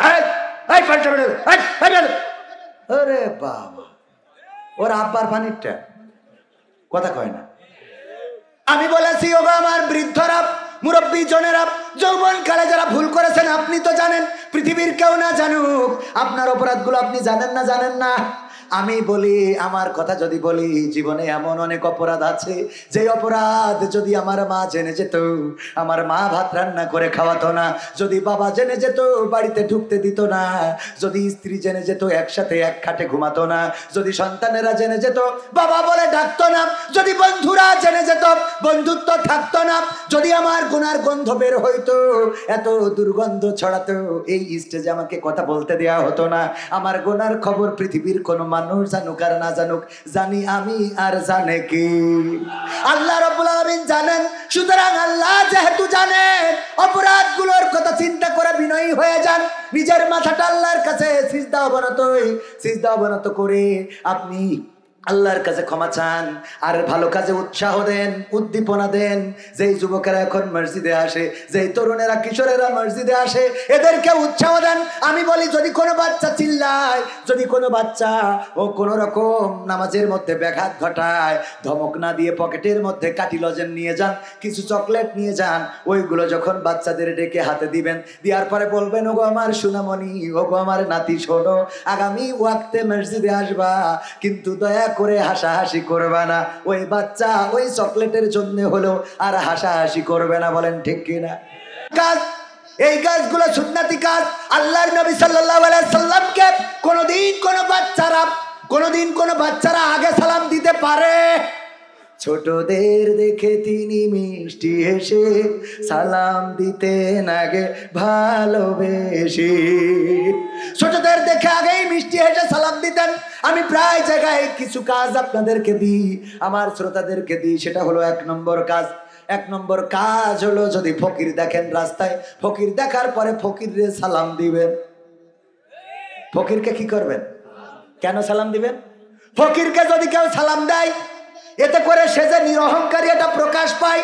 আর আপনি যদি নিরহংকারী না হন, আপনার মধ্যে যদি অহংকার থাকে, আল্লাহর নবী বলেছেন তোমরা আল্লাহর চাদর নিয়ে টানাটানি করো না। সাহাবীরা বললেন ওগো বিশ্ব নবী, আল্লাহর কি চাদর আছে নাকি? আর আল্লাহর চাদর আমরা টানাটানি করবো কেমনে? আল্লাহ তো থাকে আরশে আজিমে।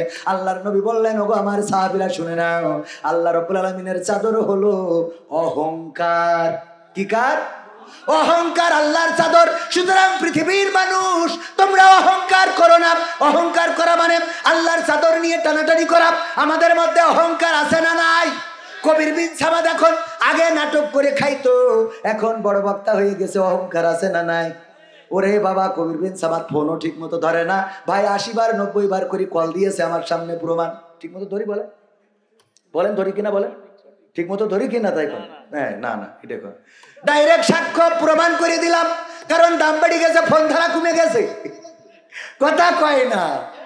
দাম বেড়ে গেলি ওরে বাবা, ওর অহংকারে মাটিতে পা পড়ে না। ভাইরা আমার, আমিও তাদের একজন। আল্লাহ যেন হেদায়েত নসিব করে। বলেন আমি। কারণ আমার যদি হেদায়েত না হয় তা আপনাদের হবে।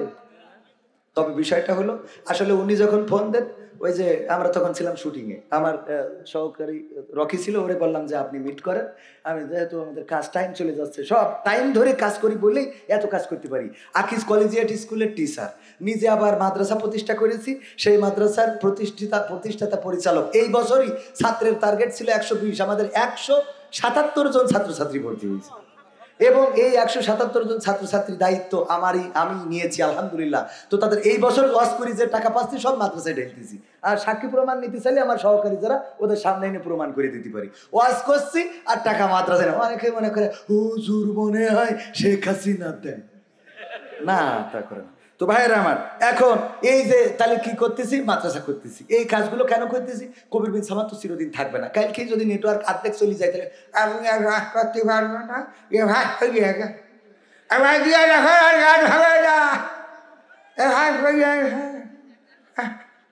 ঠিক না বে? ঠিক। আল্লাহ করতে পারে না? পারে না। আল্লাহ চাইলে এক পাশ নেটওয়ার্ক নিয়ে নিলি আমি শেষ। আর যদি ডাইরেক্ট নেটওয়ার্ক নিয়ে যায়, আজকে আসি কালকে নাই। রঙ্গরসের দিন ছিল তোমার একদিন, 12 ঘন্টা বেলা তোমার সন্ধ্যা হইল। পাখি উড়ে যাওয়ার বুঝি সময় হলো, পাখি উড়ে যাওয়ার বুঝি সময় হলো। রঙ্গরসের দিন ছিল আমার একদিন, রঙ্গরসের দিন ছিল আমার একদিন, 12 ঘন্টা বেলায় আমার সন্ধ্যা হইল। পাখি উড়ে যাওয়ার বুঝি সময় হলো, পাখি উড়ে যাওয়ার বুঝি সময় হলো। শরীরে চামড়া ছিল টান, মিষ্টি সুরে গাইতাম গান, গলার আওয়াজ আমার কত দূরে যাইতো।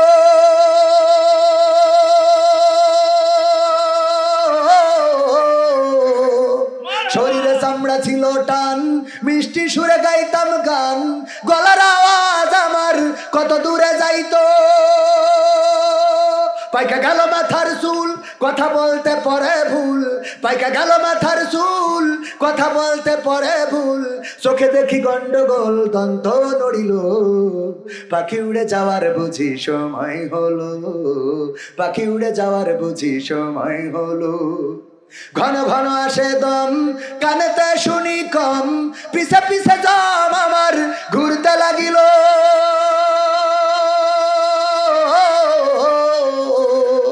ঘন ঘন আসে দম, কানেতে শুনি কম, পিছে পিছে জম আমার ঘুরতে লাগিল। খাটো হয়ে আসছে পাও, হীন হলো সর্বদাও, খাটো হয়ে আসছে পাও, হীন হলো সর্বদাও। ভাবে বুঝি সময় আমার ফুরিয়ে এলো, পাখি উড়ে যাওয়ার বুঝি সময় হলো। ও পাখি উড়ে যাওয়ার বুঝি সময় হলো, পাখি উড়ে যাওয়ার বুঝি সময় হলো, পাখি উড়ে যাওয়ার বুঝি সময় হলো। পুরাতন খাসাতে পাখি করে শুধু ডাকা ডাকি, এত সুন্দর পরিপাটি খাসায় আমার ছিল খাটি। দিনে দিনে খাসায় আমার জং ধরিল, এত সুন্দর পরিপাটি খাসায় আমার ছিল খাটি। দিনে দিনে খাসায় আমার জং ধরিল। পুরাতন খাসাতে পাখি করে শুধু ডাকা ডাকি, পুরাতন খাসাতে পাখি করে শুধু ডাকা ডাকি, একদিন আমায় দিয়া ফাঁকি উড়িয়া যাইব, পাখি উড়ে যাওয়ার বুঝি সময় হলো, পাখি উড়ে যাওয়ার বুঝি সময় হলো। রঙ্গরসের দিন ছিল আমার একদিন, রঙ্গরসের দিন ছিল তোমার একদিন, 12 ঘন্টা বেলা তোমার সন্ধ্যা হইল, পাখি উড়ে যাওয়ার বুঝি সময় হলো, পাখি উড়ে যাওয়ার বুঝি সময় হলো, পাখি উড়ে যাওয়ার বুঝি সময় হলো। ঠিক না বেঠে? সুতরাং যেহেতু মারা যাওয়াই লাগবে, গতকালকের আলোচনায় বলেছিলাম যদি স্বামী স্ত্রীতে গোলমাল বাঁধে আর সেই গোলমালের পরে যদি এমন হয় ওই স্ত্রী নিয়ে সংসার করাই লাগবে, তাইলে কেউ না কেউ নরম হয়। কি হয়? নরম হয় না? কেউ না কেউ নরম হয়। কি করে? স্ত্রী মোট কথা বলতেছে না, রান্না বান্নাও করছে না, কোনো কাজে হাত দিচ্ছে না, যাই এতে কাটি করে, কয় তুমি সুন্দরী তো, তাই এটা তোমার ভাব বেশি। মানে তার মানে কি, ওর একটু পাম দিয়ে ঠিক করতে হবে। হ্যাঁ, এরকম আছে না নাই? তুমি এই সেই করি মোটামুটি মান অভিমান ভাঙায় যে তুমি এই করো তাই করো। কারণ কি? কারণ হলো যেহেতু সংসারটাকে কন্টিনিউ করা লাগবে, আর সংসার যদি কন্টিনিউ করতে না চান তাইলে বউ যদি ভালো কিছু করে তাও আর ভালো লাগে। এরকম আছে না নাই? আমার আব্বার একটা খালা ছিল, নাম ছিল ঘিন্না, মানে বারবার মেয়ে হয় তো এই জন্যই রাগ করি, ওই খালা হওয়ার পরে রাগ করি ফেলাই দেয়, ঘিন্না করি, দূর খালি মেয়ে হয় তো ফেলাই দিয়ে আসলে এই জন্য নাম রাখিল কি? ঘিন্না। তো আমার আব্বা ছিল জেনারেল শিক্ষিত, প্রাইমারি স্কুলের টিচার। উনি যখন ইসলামী আন্দোলনের পথে আসলেন তারপরে বক্তা হয়ে গেল। আপনাদের এলাকায় ওয়াজ করেছেন মাস্টার আব্দুল সামাদ, অনেকেই চিনে থাকতে পারেন, মুরব্বী জনের। আজ থেকে 23 বছর আগে আব্বা ইন্তেকাল করেছেন। তো আব্বা যখন বক্তা হয়ে গেল, আলেম হয়ে গেল, হুজুর হয়ে গেল, তখন আমার ওই ঘিন্না নানি মানে আমার আব্বার খালা এসে বলছে, খুকা তোর কাছে একটু আইসি, মানে আমার আব্বার বলতেছে। বলছে কেন? তো বলছে যে ছেলে তো বিয়ে দিলাম, তো বৌমা মনের মতো হয়নি। কেন? দেখি শুনে নিলাম, তা সে জুতির না, জুতির না তাই কি করবো? বৌমা রাখবো না, রাখবি না তাহলে কাবিনের টাকা পয়সা দিয়ে লোকজন ডেকে দুই পরিবার একটা মিলছাল করি ফেলা। তবে তার তোর কাছে আইসি কি করতি? আমার কাছে কি করতে আইসিস? আমিও থাকবা না সালিশে 3 বছর। ওরা না সালিশ পর্যন্ত গড়াবে কেন? সে সালিশ না গড়ালি এটা ছাড়াছাড়ি করতে হবে, একটা লোকজন ডেকে তো একটা মীমাংসা করতে। বস ওরা ওই সবের জন্য আসে, কিসের জন্য? বস তুই হুজুর হয়েছিস না? তা হয়েছে তো একটা তাবিজ করিয়ে দে, যেই তাবিজ বাড়ি টাঙাই থার পরে আমরা বউ রাখতে চাবো কিন্তু বউ থাকতে চাবে, বউ রাখতে চাবো কিন্তু বউ।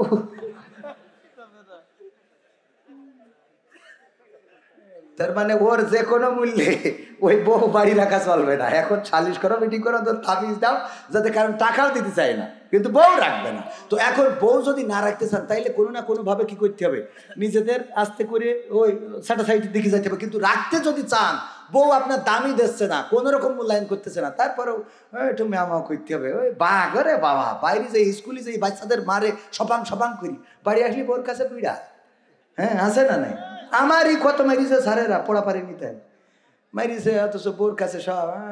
আমি নিজেই তো বোর উপরে কথা বলিনি, কি বলবো? সারাদিন সারা রাত বাড়ি থাকি না, আবার যদি বাড়ি যাইয়ে করি এমনি টাকা পয়সা নেই বুঝলে যাক ঠিকই আছে, তা না হলে কইতে টাকাও নেই, রাইতও নেই, তোমার ঘর করছে না। বোঝেননি? এজন্য সব দিক ঠিক রাখতে হবে বাজান, এগুলো মাথায় রাখতে হবে, সব দিক ঠিক রাখতে হবে। বিশ্বনবী সাল্লাল্লাহু আলাইহি সাল্লাম একেবারে এমন একজন আদর্শ, রান্নাঘর থেকে রাষ্ট্র পর্যন্ত সব জায়গায় সাকসেস। বলেন সুবহানাল্লাহ। মানুষ হইতে হবে এরকম, বউ মনে করবে এইটাই সেরা প্রেমিক, এর মতো সালমান খান শাহরুখ খান আর একটাও নেই, কথা কয় না। এই কাজগুলো করতে হবে। আমাদের অনেকেই বোঝে না, স্ত্রীদের প্রশংসা করার জন্য বলছিলাম, বিষ্ণু বলেছেন স্ত্রী রান্না করেছে, লবণ একটু বেশি হয়ে গেছে, বলবেন তুমি যে রান্না করো, তুমি বেগুন রান্নু হরিণীর গোশ মনে হয়, তবে লবণটা একটু কমাই দিলে খুব ভালো হইতো। হয়ে গেল না?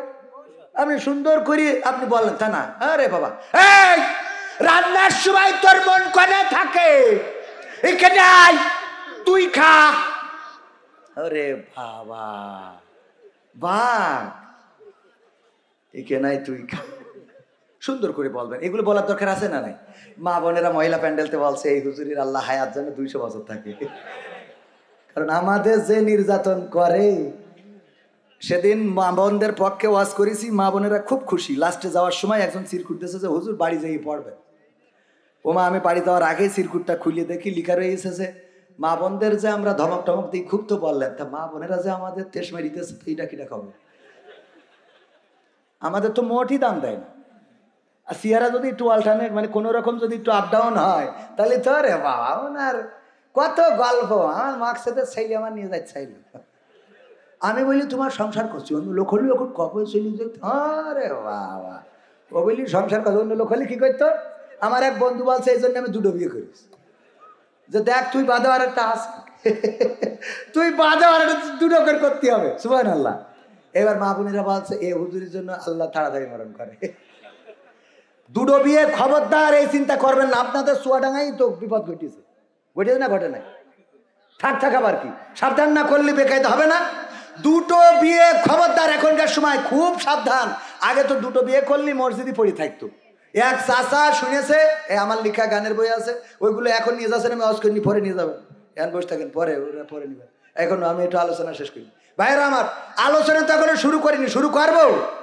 তো একজন শুনেছে মসজিদে যদি জুম্মার দিন কেউ আগে যায় তাইলে সে কবুল হজের সওয়াব পাবে। তো গরিব মানুষও চিন্তা করলে আমার দিয়ে তো আর হজ করা হবে না, এত টাকার ব্যাপার, তো আমি জুম্মার দিন আগে যাই। এই দেখে আর এক মুরব্বী বসা, পরের সপ্তাহে আর একটু আগে গেছে, দেখে তাও সেই মুরব্বী বসা, পরের সপ্তাহে আরো একটু আগে গেছে, যেই দেখে তাও ওই মুরব্বী বসা। ওই মুরব্বী হয়ে গেছে, এই মুরব্বী তোমার কি কাজ কাম কিছু নেই নাকি? প্রতি সপ্তাহে এসে দেখি তুমি মসজিদে।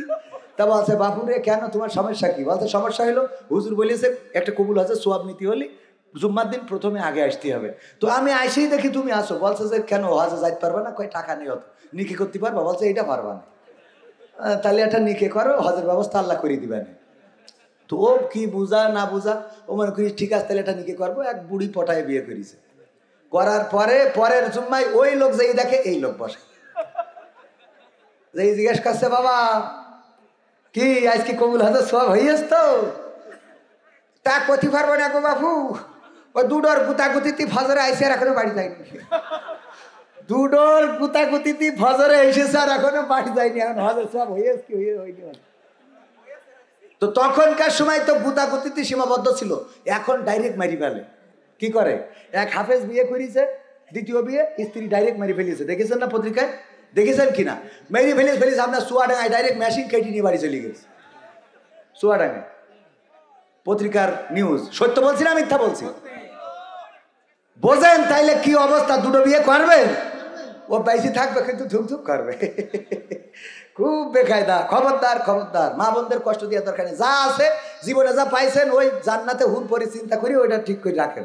আল্লাহ কবুল করুন, বলেন আমিন।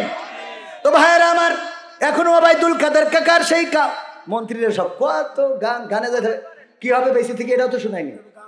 হ্যাঁ হ্যাঁ, মন্ত্রীরা সব কোথায় যাবে? কোথায় কাদের কাকা? এটা শোনাবো শুনবেন ইনশাআল্লাহ। বলেছিলাম একটা ওয়াজ থেকে অন্তত একটা আমল করবেন। একটা আমল, কয়টা আমল? আমি কয়েকটা আমল দিই। এক নম্বর হলো মসজিদে মুরব্বীরা যাবেন, চকলেট নিয়ে যাবেন। চকলেট কেনার টাকা আছে না? অন্তত 1 টাকায় 4-5টা চকলেট পাওয়া যায়, না পাওয়া যায় 10 টাকা আর 20 টাকা চকলেট হাতে করে মসজিদে যাবেন, বাচ্চাদেরকে দেবেন। এই একটা আমল। 2 নম্বর আমল, ফকিরকে দেখে সালাম দিবেন। কি করবেন? ফকিরকে দেখে সালাম দিবেন। এতে করে আপনার নিরহংকারিতা প্রকাশ পায়। আপনি যত বড় মানুষ হন না কেন, ফকিরকে দেখে সালাম দেবেন। যদিও এখন ফকিররা আমাদের থেকে আপডেট, আমাদের থেকে কি আপডেট। আমার বাড়ি ফকির এইছে, ভ্যানে করি আমি, ভ্যানে শুয়ে আছে ফকির, মাইক বাজ দিছে, আর ওই ভ্যানওয়ালা গামলা নিয়ে আসি গেটের সামনে ধরিছে। আমি বললাম এই তুই যে ওরে নিয়ে আইছিস, এই যে গামলা না ধরি তুই তো ভ্যান চালাই ওর সংসারটা চালাতে পারিস। বলছে হুজুর আপনি বুঝতে পারেননি। কেন? তো বলছে ফকির আমি নিয়ে আসিনি। তো তুই চালাই নিয়ে আসলি, কিনা নিয়ে আসলো? বলছে ফকির আমার নিয়ে আইছে।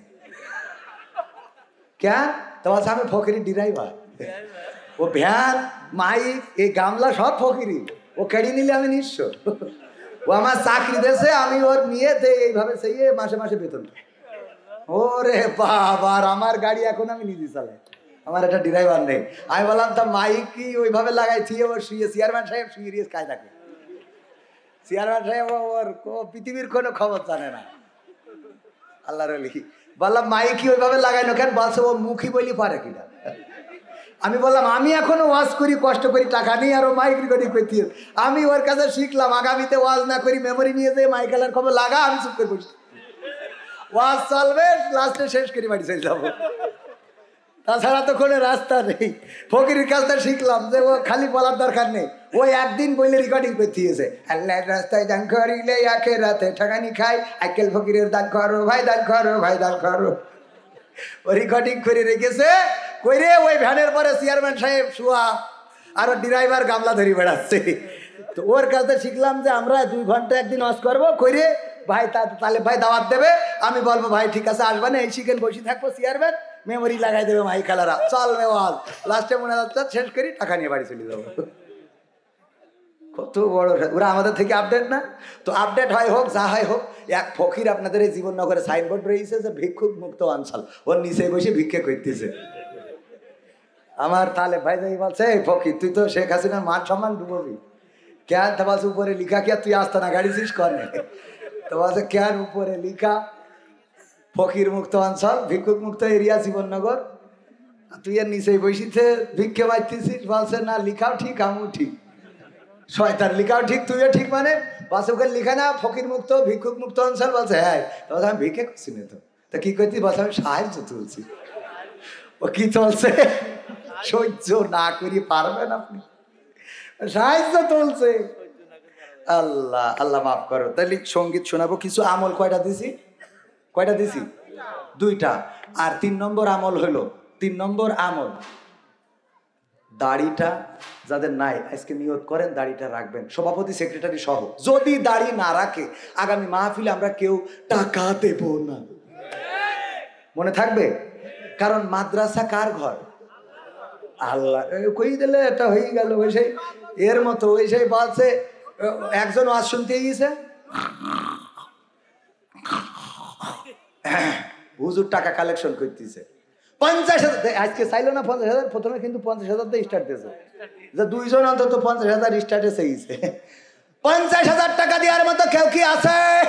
ভাইয়ের আমার, মা বাবার জন্য দোয়া করবো, দাদা দাদা নানা নানি যারা আছে সবার জন্য দোয়া করে দেব। 50,000 টাকা কে দেবেন? একটু হাত উঁচু করেন। মানে ও তো ঘুমাচ্ছে, ওর পৃথিবীর জ্ঞান নেই, মাঠে কাজ করে এসে কষ্টে। হঠাৎ করে হুজুর 50,000 টাকা সাথে সাথে দিলে না বলো, পরে আবার নিচেই নেমে আসলো, কিন্তু ওই হুজুর নিচেই না এসে আরো উপরে উঠে গেল। বলছে 50,000 টাকা দেওয়ার মতো কেউ নেই, একজন অন্তত হাত তোলেন, হাত তোলেন। তো ও ঘুমাইছিল। বলছে নাম কি? ওবায়দুল কাদের। আল্লাহ ওবায়দুল কাদের 50,000 টাকা নারায়ে তাকবীর, আল্লাহ কবুল করে নাও। 50,000 টাকা দিল ওবায়দুল কাদেরের মা বাপ, দাদা দাদি নানা নানি শেখ হাসিনা যারা আছে সবাইকে তুমি জান্নাতের বাগান বানাইয়া দাও।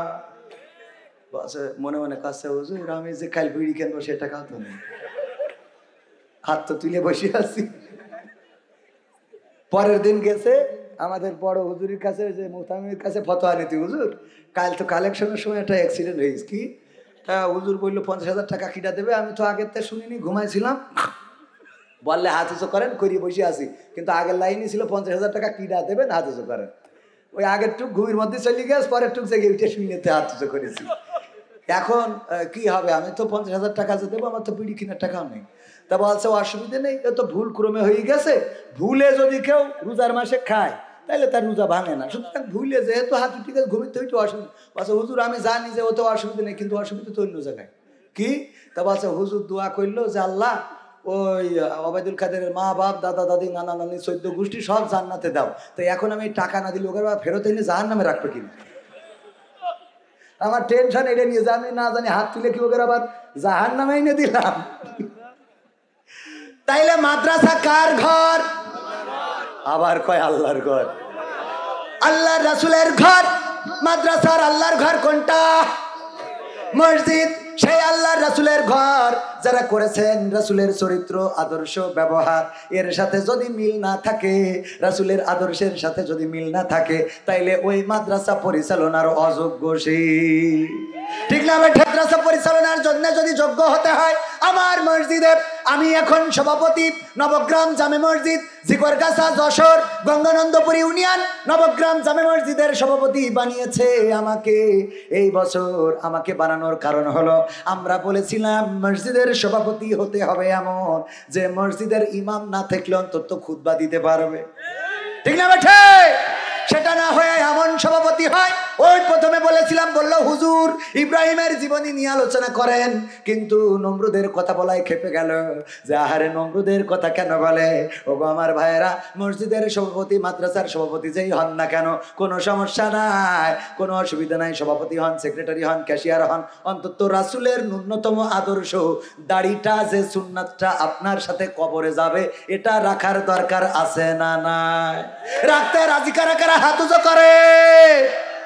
নারায়ে তাকবীর। সভাপতি সাহেব, সভাপতি সাহেব, সেক্রেটারি সাহেব, সেক্রেটারি সাহেব, নারায়ে তাকবীর।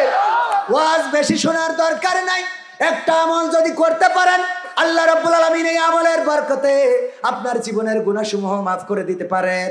আপনি যদি দাড়িটা ছেড়ে দেন, আল্লাহ রাব্বুল আলামিনের নবীর এই সুন্নাহটা অনুসরণ করার কারণে কবরে যাওয়ার পরে আল্লাহর রাসূল আপনার সুপারিশকারী হয়ে যেতে পারে। যখন কেউ মারা যায় তখন আমরা কি বলি? আমরা বলি বিসমিল্লাহি ওয়া আলা মিল্লাতি রাসূলিল্লাহ। আমরা রাসূলের কাঁধে তুলে দিই। বলেন দেখি রাসূলের আদর্শ, রাসূলের চরিত্র, রাসূলের দল, রাসূলের নীতি, রাসূলের ব্যবহার, রাসূলের কথা, রাসূলের কর্ম যদি তার জীবনে না থাকে তাইলে রাসূল কি তারে মানবে? মানবে না? মানবে না। কেন মানবে না? বিয়ে করল আমার তালেব ভাই, বিয়ে করার পরে বউ চলে গেছে, কারণ মুখে দাড়ি। মুখে কি? আচ্ছা, উনার মুখে নেই। ভাই নাম কি ভাইয়ের আমার? আব্দুল সালাম তেতুল। আব্দুল সালাম তেতুল। তেতুল কলেন আবার মা বোনের আবার এই তেতুলটা বাদ দেন। আব্দুল সালাম ভাই মেম্বার, উনি বিয়ে করার পরে বউ চলে গেছে, কারণ কি? মুখে দাড়ি। কি? মুখে দাড়ি। দাড়ি রাখার কারণে বউ চলে গেছে। উনারও নিয়ত হলো বউ যাই করুক তাই করুক, দাড়ি কাটবো না। বউ আসে আসুক, না আসে না আসুক, মানসি বলে তোর বউ, তোর স্বামী হইলো বুড়ো, এই জন্যে বউ চলে গেছে, আর আসবে না বলেছে, দাড়ি না কাটলে আসবো না। হুজুর চিন্তা করলো তাহলে চরমনার পীর সাহেবের কাছে যাই একটা তাবিজ নিয়ে আসি। তাবিজ নিয়ে এসেছে, ওখানতে তাও বউ আসে নাই। আটরশি গেল, ফুরফুরাই গেল, মাইজ ভান্ডারি গেল। তারপরে না পেরে ভিসা করলো, করে ওই পাশে ফুরফুরা শরীফে গেল, সেখান থেকেও তাবিজ আনলো বিদেশ থেকে, ভারত থেকে, তারপরেও না পরিবর্তন হলো না। এরপরে গ্রামের মুহতামিম, মাদ্রাসার ইমাম, মাদ্রাসার যে মুহতামিম, মসজিদের ইমাম, ওনার কাছে যে বলছে হুজুর আমার মনে দুঃখ দেখে কেন আমার বউ দাড়ি থাকার কারণে চলে গেছে, আসতে চায় না, আর আসলেও আমার ঘরে শোয় না। কনে শোয় না? আমার ঘরে শোয় না। তো এখন কি এসেছে? তাই এসেছে, কিন্তু আমার ঘরে সচ্ছে না হুজুর, এই শীতকালে একা লেপ গরম হয় না। তো তাইলে কি করা যায়? হুজুর যদি একটা তাবিজ তুবজ করে দিতেন তাইলে আমি একটু বেঁচে যেতাম। কত বড় বড় হুজুরদের কাছ থেকে নিয়ে আসলাম, কাজ হইলো না। বউ যখন আছে ঠিক আছে, আমি একটা তাবিজ করে দিছি, বালিশের মধ্যে ঢুকাবা। যেই দিন হুজুর, গ্রামের হুজুর তাবিজ করে দেস, ওই দিন বউ এসে ওর ঘরে এসে শুয়েছে। আল্লাহ, চিৎকার, কি খুশি, মানে দাঁতে বালি দিচ্ছে। আল্লাহ, বউ আসার পরে রাত তো গেল, সকালবেলা তাড়াতাড়ি গোসল করে চলে গেছে বাজারে। জীবননগর বাজার থেকে এরকম বড় ইলিশ মাছ, তারপরে শৈল মাছ, বইল মাছ, পুঁটি মাছ, রুই মাছ, কাতলা মাছ, মুরগির গোশ, গরুর গোশ, উটির গোশ, ভেড়ার গোশ, ছাগলের গোশ, হাতির গোশ, যা আছে সব করে নে। ওরে বাবারে, এখন কাগজ দিলে হবে শেষ সময়। তো সব করে নিয়ে এসেছে। তো এই স্টেজে আসছে না কেন? হ্যাঁ, মাওলানা আবুজার গিফারি ভাই বসে আছে আমাদের পাশে। তো স্টেজে আসলে তো আমরা একসাথে খুলাখুলি করতাম। হ্যাঁ, খুশি হবেন না আপনারা? খেলা হবে। তো এখন বলতেছে কি ব্যাপার, বাজার করে এনে বলছে স্ত্রী রান্না করো। কই এত ভাগের আমি রান্ধবো, তুমি পাইছাও? কই না, রান্ধো, আজকে আমার খুশির দিন। কের খুশি? পাগল, তুমি রান্ধো, একজনের দাওয়াতকে খেয়েছি, খাওয়াবো। কার দাওয়াত করেছ? গ্রামের ইমামের। কে? গ্রামের ইমামের জন্য এত মাছ, শৈল মাছ, বইল মাছ, রুই মাছ, কাতলা মাছ, ইলিশ মাছ, মুরগির গোশ, পাকিস্তানি মুরগি, বাংলাদেশের, ইন্ডিয়ার, তারপরে উটির গোশ, ভেড়ার গোশ, হাতির গোশ, যা পাইয়েছে, ঘোড়ার গোশ, সব কিনে এনেছে, মানে আনন্দে। এই রান্না করবো, না রানবো না, কেস জন্য আমার সেটা বলতে হবে। কয়েকটা সিক্রেট বিষয় না, কেস জন্য বলতে হবে। বলছে আসলে দেখো, না বললি যদি না রান্ধো তাহলে আমি বলি, তোমার বিয়ের পথে তো তুমি আমার ঘরে শো না, বাপের বাড়ি গেলে আসতে চাও না, এজন্যই কত চরমনায় গেলাম, আটরশি, মাইজ ভান্ডারি, জামাত ইসলামের, আমি কত কি সব নিয়ে কোনো কাজ হইলো না। গ্রামের ইমামের কাছ থেকে যেদিন তাবিজ নিয়ে আসি, ওই দিন তুমি আমার ঘরে এসে শুই যাও। আমি খুশিতে তার দাওয়াত করতে আসি যে এত বড় বড় হুজুরদের দোয়াই কাজ হইল না রে, আমার হুজুর তো ঘরের মধ্যে। বলছে হুজুরি তাবিজে আমি আইসি, তোমার কি ডাকি? তো তাবিজে আসিস? কালকেই তো তুমি আসলে, কালকেই আমি বালিশের মধ্যে তাবিজ তুইলাম। বলছে আমি হুজুরির তাবিজে আসিনি, তাহলে কি করে? ওরে বাবা, গতকাল আমি যে ঘরে ঘুমাই ওই ঘরে সিং কেটে চোর ঢুকিল। কি ঢুকিল? চোর ঢুকে ওই ঘরের মধ্যে যা আছে আইলা বাইলা সাইলা সোনা দানা গয়না গাটি আলমারি ড্রেসিং টেবিল এলইডি এলসিডি যা কিছু ছিল সব ঘরে বের করে নিয়ে গেছে। ঘর যখন একেবারে খালি, এইবার দেখি আমার দিকে তাকাচ্ছে। তো আমি ভয়তে তোমার ঘরে আইলাম। আমি ওই হুজুরের তাবিজি আসি নাই। হুজুর বলতেছে, আব্দুল সালাম সাহেব বলতেছে, ওগো আমার বিবি গো, সেই তো আমার ঘরে আসলে, আমার সাথে শুইলে, এই শীতে ল্যাপটা তো গরম করেই দিলে, কিন্তু ঘরটা খালি করে কেন আসলে? একটু আগে কেন আসলে না? কথা কি বোঝা গেছে? ঘরটা খালি করে কেন আসলে? এই অভিমানটা যদি আগেই ভেঙে ফেলতে, আগেই যদি আমার ঘরে আমার সাথে এসে রাত কাটাতে, চোর যখন ঢুকেছিল তখনই যদি বেরোয় চলে আসতে, যদি একটা চিল্লানি দিতে, তাইলে অন্তত কিছু সম্পদ আমি রক্ষা করতে পারতাম। ওগো আমার স্ত্রী গো, সেই তো আমার ঘরেই ঠিকই এসেছো, কিন্তু সব খালি করে।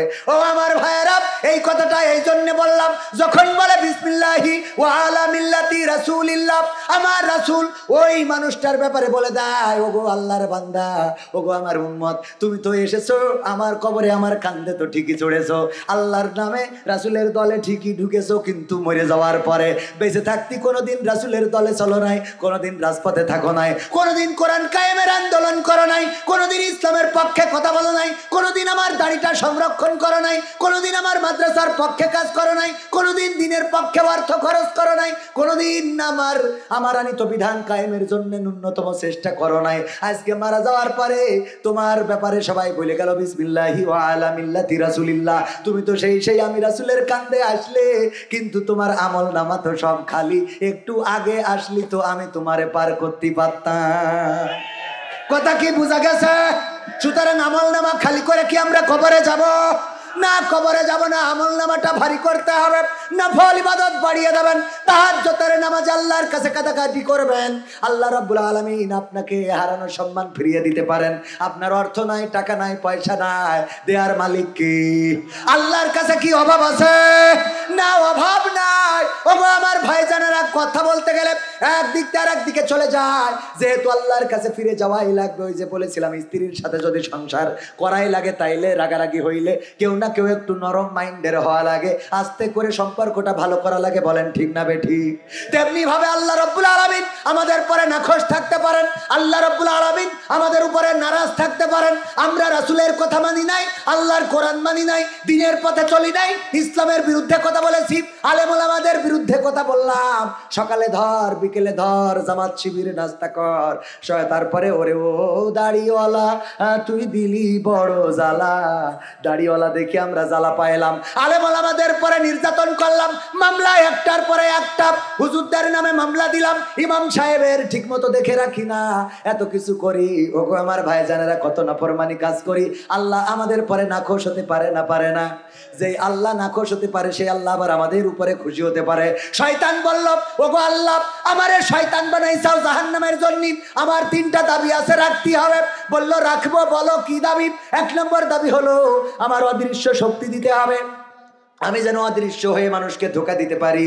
বলল ঠিক আছে, দিলাম। 2 নম্বর, আমি যেন প্রতিটা মানুষের রন্ধ্রে রন্ধ্রে প্রবেশ করতে পারি, দিলাম। 3 নম্বর হলো আমার কিয়ামত পর্যন্ত হায়াত দিতে হবে। আল্লাহ বলল দিলাম। শয়তান বলছে, ওগো আল্লাহ, তাইলে তোমার ওই যে 8টা জান্নাত খালি পড়ে থাকবে। 8টা জান্নাত কি করবে? কারণ কি? শয়তান বলল, ওগো আল্লাহ, তুমি আমার যে শক্তি দিয়েছো, এই শক্তি দিয়ে তোমার আদম সন্তানদেরকে আমি একটা একটা করে ধোঁকা দিয়ে জাহান্নামের দিকে নিয়ে যাব। তাদের জন্য আমি বাদ্যবাজি বাজনা করব, তাদের জন্য পরিমণি রাখবো, তাদের জন্য রাশমিকা মান্দানা, তাদের জন্য লেডিমণি, তাদের জন্য শাহরুখ খান, তাদের জন্য সিরিয়াল, তাদের জন্য যাত্রা, তাদের জন্য পুতুল নাচ, তাদের জন্য এই জাতীয় জিনিস আমি ব্যবস্থা করে রাখবো। ওইগুলো দেখবে আর তোমার জাহান্নামে ঢুকবে। কোনো বান্দাকে তুমি জান্নাতের জন্য খুঁজে পাবা না। আল্লাহ রাব্বুল আলামিন বললেন, ওগো শয়তান, তুমি আমার সাথে চ্যালেঞ্জ নাও, আমি তোমারে বলে দিই, শোনো, আমার বান্দারা অপরাধ করবে, গুনাহ করবে, জিনা করবে, ব্যভিচার করবে, আমার নাফরমানি করবে, এরপরে যখন আমার কাছে ফিরে আসবে আর ক্ষমা চাইবে, আমি আল্লাহ আমার বান্দাদের ক্ষমা করে জান্নাত দিয়ে দেব। সেই আল্লাহর কাছে ক্ষমা চাওয়ার দরকার আছে না নাই? রাতের অন্ধকারে আল্লাহর কাছে চাইবেন, আল্লাহ ওগো আল্লাহ, আমার অভাব, আমার টাকা নাই, অর্থ নাই, তুমি দাও, তুমি দিতে পারো, তুমি রাজ্জাক, তোমার কাছে রিজিকের অভাব নাই। আল্লাহ রাব্বুল আলামিন আপনাকে দিবেন। সন্তান বেয়াড়া হয়ে গেছে, কথা শোনে না, আল্লাহর কাছে চাইবেন। স্ত্রী আপনার কথা শোনে না, আল্লাহর কাছে চাইবেন। মা বোনেরা, স্বামীরা যারা কথা শোনে না, আল্লাহর কাছে চাইবেন। এমনি ভাবে আল্লাহকে ডাকলে আল্লাহ সাড়া দেয় না, দেয় না? আল্লাহকে ডেকেছে যারা আল্লাহকে পেয়েছে তারা, আল্লাহকে ডাকেনি যারা আল্লাহকে পায়নি তারা। এবার ভাইরা আমার, তাইলে তিনটা আমল মনে আছে না নাই? তিনটা আমল আপনারা করবেন। এই তিনটা আমল আপনাদের জন্য কাজ থাকলো। ও আমার ভাইয়েরা, মসজিদে যাবেন, কিছু চকলেট, কিছু কাঠি লজেন নিয়ে যাবেন। 2 নম্বর ফকিরকে সালাম দেবেন। আর 3 নম্বর, যাদের দাড়ি নাই, আজকে যেহেতু আমার সভাপতি সেক্রেটারি সামনের পর, এটা লজ্জার নয়, কারণ আজকে এই কয়জন মানুষের সামনে আমরা বলতেছি, পরকালের ময়দানে লাখো লাখো কোটি কোটি মানুষের সামনে বেইজ্জতি হওয়া লাগতে পারে না, পারে না? এই জায়গায় বেইজ্জতি হইলে কোনো ক্ষতি আছে? কিন্তু ওই জায়গায় বেইজ্জতি হইলে ক্ষতি আছে না নাই? ওই জায়গায় বেইজ্জতি রিকভারি করার কোনো রাস্তা নাই। কিন্তু এখানে যদি কাউকে বেইজ্জতি করে, রিকভারি করার রাস্তা আছে না নাই? আমার ভাইজানদের বেইজ্জতি করি নাই, সম্মান দেওয়ার মালিককে। এমন একটা মাদ্রাসা, যেই মাদ্রাসার জন্য আমার যে টাকা আমি নিই তার থেকে কম দিয়েছে। তারপরেও আমি এসেছি ভাইদের ভালোবাসায়, কিন্তু কালেকশন যা শুনলাম তাতে করে মনে হয় 4 লাখ টাকা নিয়ে বাড়ি যাইতে হবে। দিয়েছে ভাইদের সম্মান দিয়েছেন কে? আল্লাহ। আপনি দেখেন, এত মানুষ 5,000 10,000 কেন দিল? আপনাদের পরে তাদের কনফিডেন্স আছে, আত্মবিশ্বাস আছে। আর আপনি দাঁড়িয়ে রাখলি, এখন তো সত্যি কথা বলি টাকা নিতে হয়, তখন মিথ্যে কথা বলি নেবে, মনে করবে হুজুর মানুষ বলিস, ঠিক আছে, কথা কয় না। তাইলে ওবায়দুল কাদের গান শোনাবো না? শুনতে রাজি আছেন? শুনতে তো হবেই, কারণ এই দেশে আর জুলুমবাজদের জায়গা হবে না। এই দেশে আর আমরা স্বৈরাচারদের জায়গা দেব না। যারা চাঁদাবাজি করবে, ছিনতাই করবে, খুন করবে, গুম করবে, হত্যা করবে, রাহাজানি করবে, ধর্ষণ করবে, জেনা করবে, ব্যভিচার করবে, এই জাতীয় লোকদের হাতে বাংলাদেশ আর ছেড়ে দেওয়া হবে না। আগামীর দিন হবে কোরআনের দিন, আগামীর দেশ হবে কোরআনের দেশ। ওগো আমার ভাইয়েরা, 1952-তে রক্ত দিয়ে প্রমাণ করেছিলাম আমরা রক্ত দিতে জানি, জীবন দিতে জানি, শহীদ হতে জানি, কিন্তু মায়ের ভাষার অধিকার ছেড়ে দিতে জানি না। 1971-এ রক্ত দিয়ে প্রমাণ করেছিলাম আমরা রক্ত দেব, জীবন দেব, শহীদ হব, মাসের পর মাস লড়াই করব, কিন্তু বাংলাদেশের মানচিত্রের 1 ইঞ্চি মাটি ছেড়ে দেব না। 2024-এ এসে আমার ছাত্র জনতা, ছোট্ট ছোট্ট বাচ্চা শিশুরা, তারা রাজপথে এসে 2টি হাত প্রশস্ত করে বলেছিল, তোমাদের বুলেট দিয়ে আমাদের আপ্যায়ন করতে পারো, আমরা বুলেটটাকে বরণ করে নিতে পারি, কিন্তু কোন স্বৈরাচারের অবস্থান বাংলাদেশে হবে না। সেই বীর বাঙালিকে আরেকবার জাগতে হবে, কোরআন বুকে নিয়ে জাগতে হবে, আল্লাহর জমিনে আল্লাহর দিন কায়েমের জন্য ডাক জাগতে হবে। ইসলামী আন্দোলনের নেতা কর্মীরা যদি ডাক দেয় কোরআন কায়েমের জন্য, রাজপথে থেকে যদি রক্ত ঝরাতে হয়, রক্ত ঝরিয়ে সেই রক্তের সাগরে সাঁতার কেটে কেটে একটি রক্তাক্ত বিপ্লবী কালেমার পতাকা উড়াতে রাজি কারা কারা দেখতে চায়?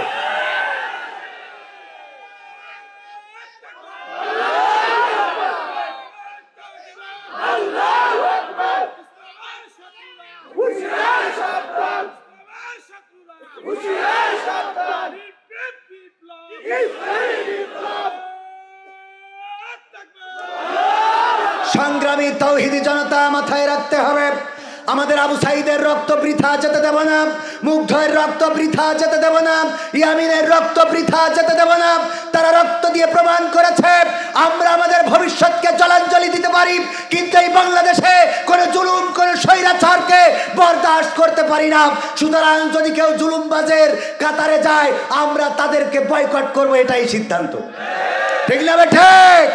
যারা বলে জুলুমবাজদের আবার পুনর্বাসিত করা হবে, গণতান্ত্রিক দেশে সবার রাজনীতি করার অধিকার আছে, আমরাও বলি অবশ্যই এটা মানতে আপত্তি নাই, কিন্তু ইতিপূর্বে যে গণতন্ত্র ছিল, নেত্রীর বাড়ির সামনে বালুর ট্রাক, এটা সরাতে কেন পারেন নাই? নেতার ছেলেকে রিমান্ডে দিয়ে কুজা করে বিদেশে পাঠিয়েছে, ঠেকাতে কেন পারেন নাই? নেত্রীকে চিকিৎসা দেওয়া হয় নাই, 2 কোটি কোটি টাকা না কয় কোটি টাকার দুর্নীতির মামলা দিয়ে তার রিমান্ডে নিয়ে জেলখানায় নিয়ে নির্যাতন করা হয়েছে, অসুস্থ মানুষটার চিকিৎসাও ঠিক মতো দেওয়া হয় নাই, তখন গণতন্ত্র কোথায় ছিল? কথা বলে না। যখন আমার শাপলা চত্বরে রক্ত ঝরালো আলেম আমার তাওহীদি জনতার রক্তে সাদা শাপলা লাল হয়েছিল, তখন গণতন্ত্র কোথায় ছিল? যখন আমার কোরআনের পাখি দেলোয়ার হুসাইন সাইদিকে 13টা বছর পরে ইনজেকশন পুশ করে শহীদ করা হলো, তখন গণতন্ত্র কোথায় ছিল? যখন আমার মতিউর রহমান নিজামী, আলী আহসান মুহাম্মদ মুজাহিদ, কাদের মোল্লা সহ গোলামে আজম, সেই সাথে বিএনপির 6 বারের নির্বাচিত এমপি সাকা চৌধুরী, তাকেও ফাঁসির কাষ্ঠে ঝুলানো হলো, তখন গণতন্ত্র কোথায় ছিল? গণতান্ত্রিক অধিকার খুঁজতে আসেন। গণতন্ত্র তো যারা চর্চা করেছে ইতিপূর্বে তাদের গণতান্ত্রিক অধিকার আছে, কিন্তু গণতন্ত্রকে যারা গলা টিপে হত্যা করেছিল তাদের গণতান্ত্রিক কোনো অধিকার থাকবে না। আর যদি থাকেও 16টা বছর কষ্ট করেছি, 32 বছর পরে দেখা করবে। ঠিক না ভাই? ঠিক ভাইরা আমার, সময় শেষের পথে, আর অল্প সময়। আপনাদের কাছে যদি একটু দাবি জানাই, আমার দাবি রাখতে রাজি আছেন ইনশাআল্লাহ? কারা কারা রাজি দেখি? নারায়ে তাকবীর, লিল্লাহি তাকবীর, আল কোরআনের আলো, আল হাদিসের আলো, নারায়ে তাকবীর। আমার যুবকেরা প্যাকেট নিয়ে যাচ্ছে, আমার যুবক ভাইরা প্যাকেট নিয়ে যাচ্ছে, যা আছে পকেটে দিয়ে দেন প্যাকেটে। এইটাই দাবি। দাবি কি? আমার জন্য না, মাদ্রাসার জন্য। আমিও কিছু দিই, আমার যার যা পকেটে আছে প্যাকেটে দিয়ে দেন। ওই আমাদের গোলাম রব্বানী ভাই বললো যার যা পকেটে আছে দেন, একজন 2 প্যাকেট আকিস বিড়ি দিয়ে, 2 প্যাকেট কি দিয়ে? আকিস বিড়ি দিয়ে বলছে, লিখে দেয় হুজুর আমার পকেটে 2 প্যাকেট আকিস বিড়ি ছিল, আমি দিছি, 1 প্যাকেট আপনি কমিটি দেবেন আর 1 প্যাকেট আপনি বাড়িতে এটা আনবেন। বুদ্ধি আছে না নাই? ওগো আমার ভাইয়েরা, আল্লাহ রাব্বুল আলামিনের পবিত্র কোরআনের 2 নম্বর সূরার 8 নম্বর আয়াত তেলাওয়াত করেছিলাম। আমিনান নাসি মাইয়াকুলু আমান্না বিল্লাহি ওয়া বিল ইয়াউমিল আখিরি ওয়া মা হুম বিমুমিনিন। আল্লাহ রাব্বুল আলামিন বলছেন, মানুষের মধ্যে এমন কিছু লোক আছে যারা বলে আমরা আল্লাহতে ঈমান এনেছি, পরকালেও ঈমান এনেছি, কিন্তু আর আসলে তারা আল্লাহতে বিশ্বাসী না। এই সমাজেও এমন মানুষ আছে না নাই? পরকালে বিশ্বাসী না এমন মানুষ আছে না নাই? তাদের জন্য কিছু কথা বলা দরকার ছিল। ভাইয়ের আমার, আমাদের দোষ হলো সব বলবো, কিন্তু যেটা বলতে চাবো ওইটা বলবো না। আমাদের দোষ হলো কি? সব বলবো কিন্তু যেটা বলতে চাবো সেটা বলবো না। আমার লেখা বই আছে ঠিকানার গান, সেই সাথে যে কুইজ করি, প্রশ্ন জিজ্ঞাসা করি, এই জিজ্ঞাসার বই ইসলামের বেসিক নলেজ আপনারা আমাদের ক্যামেরা পার্সন থেকে নিতে পারেন।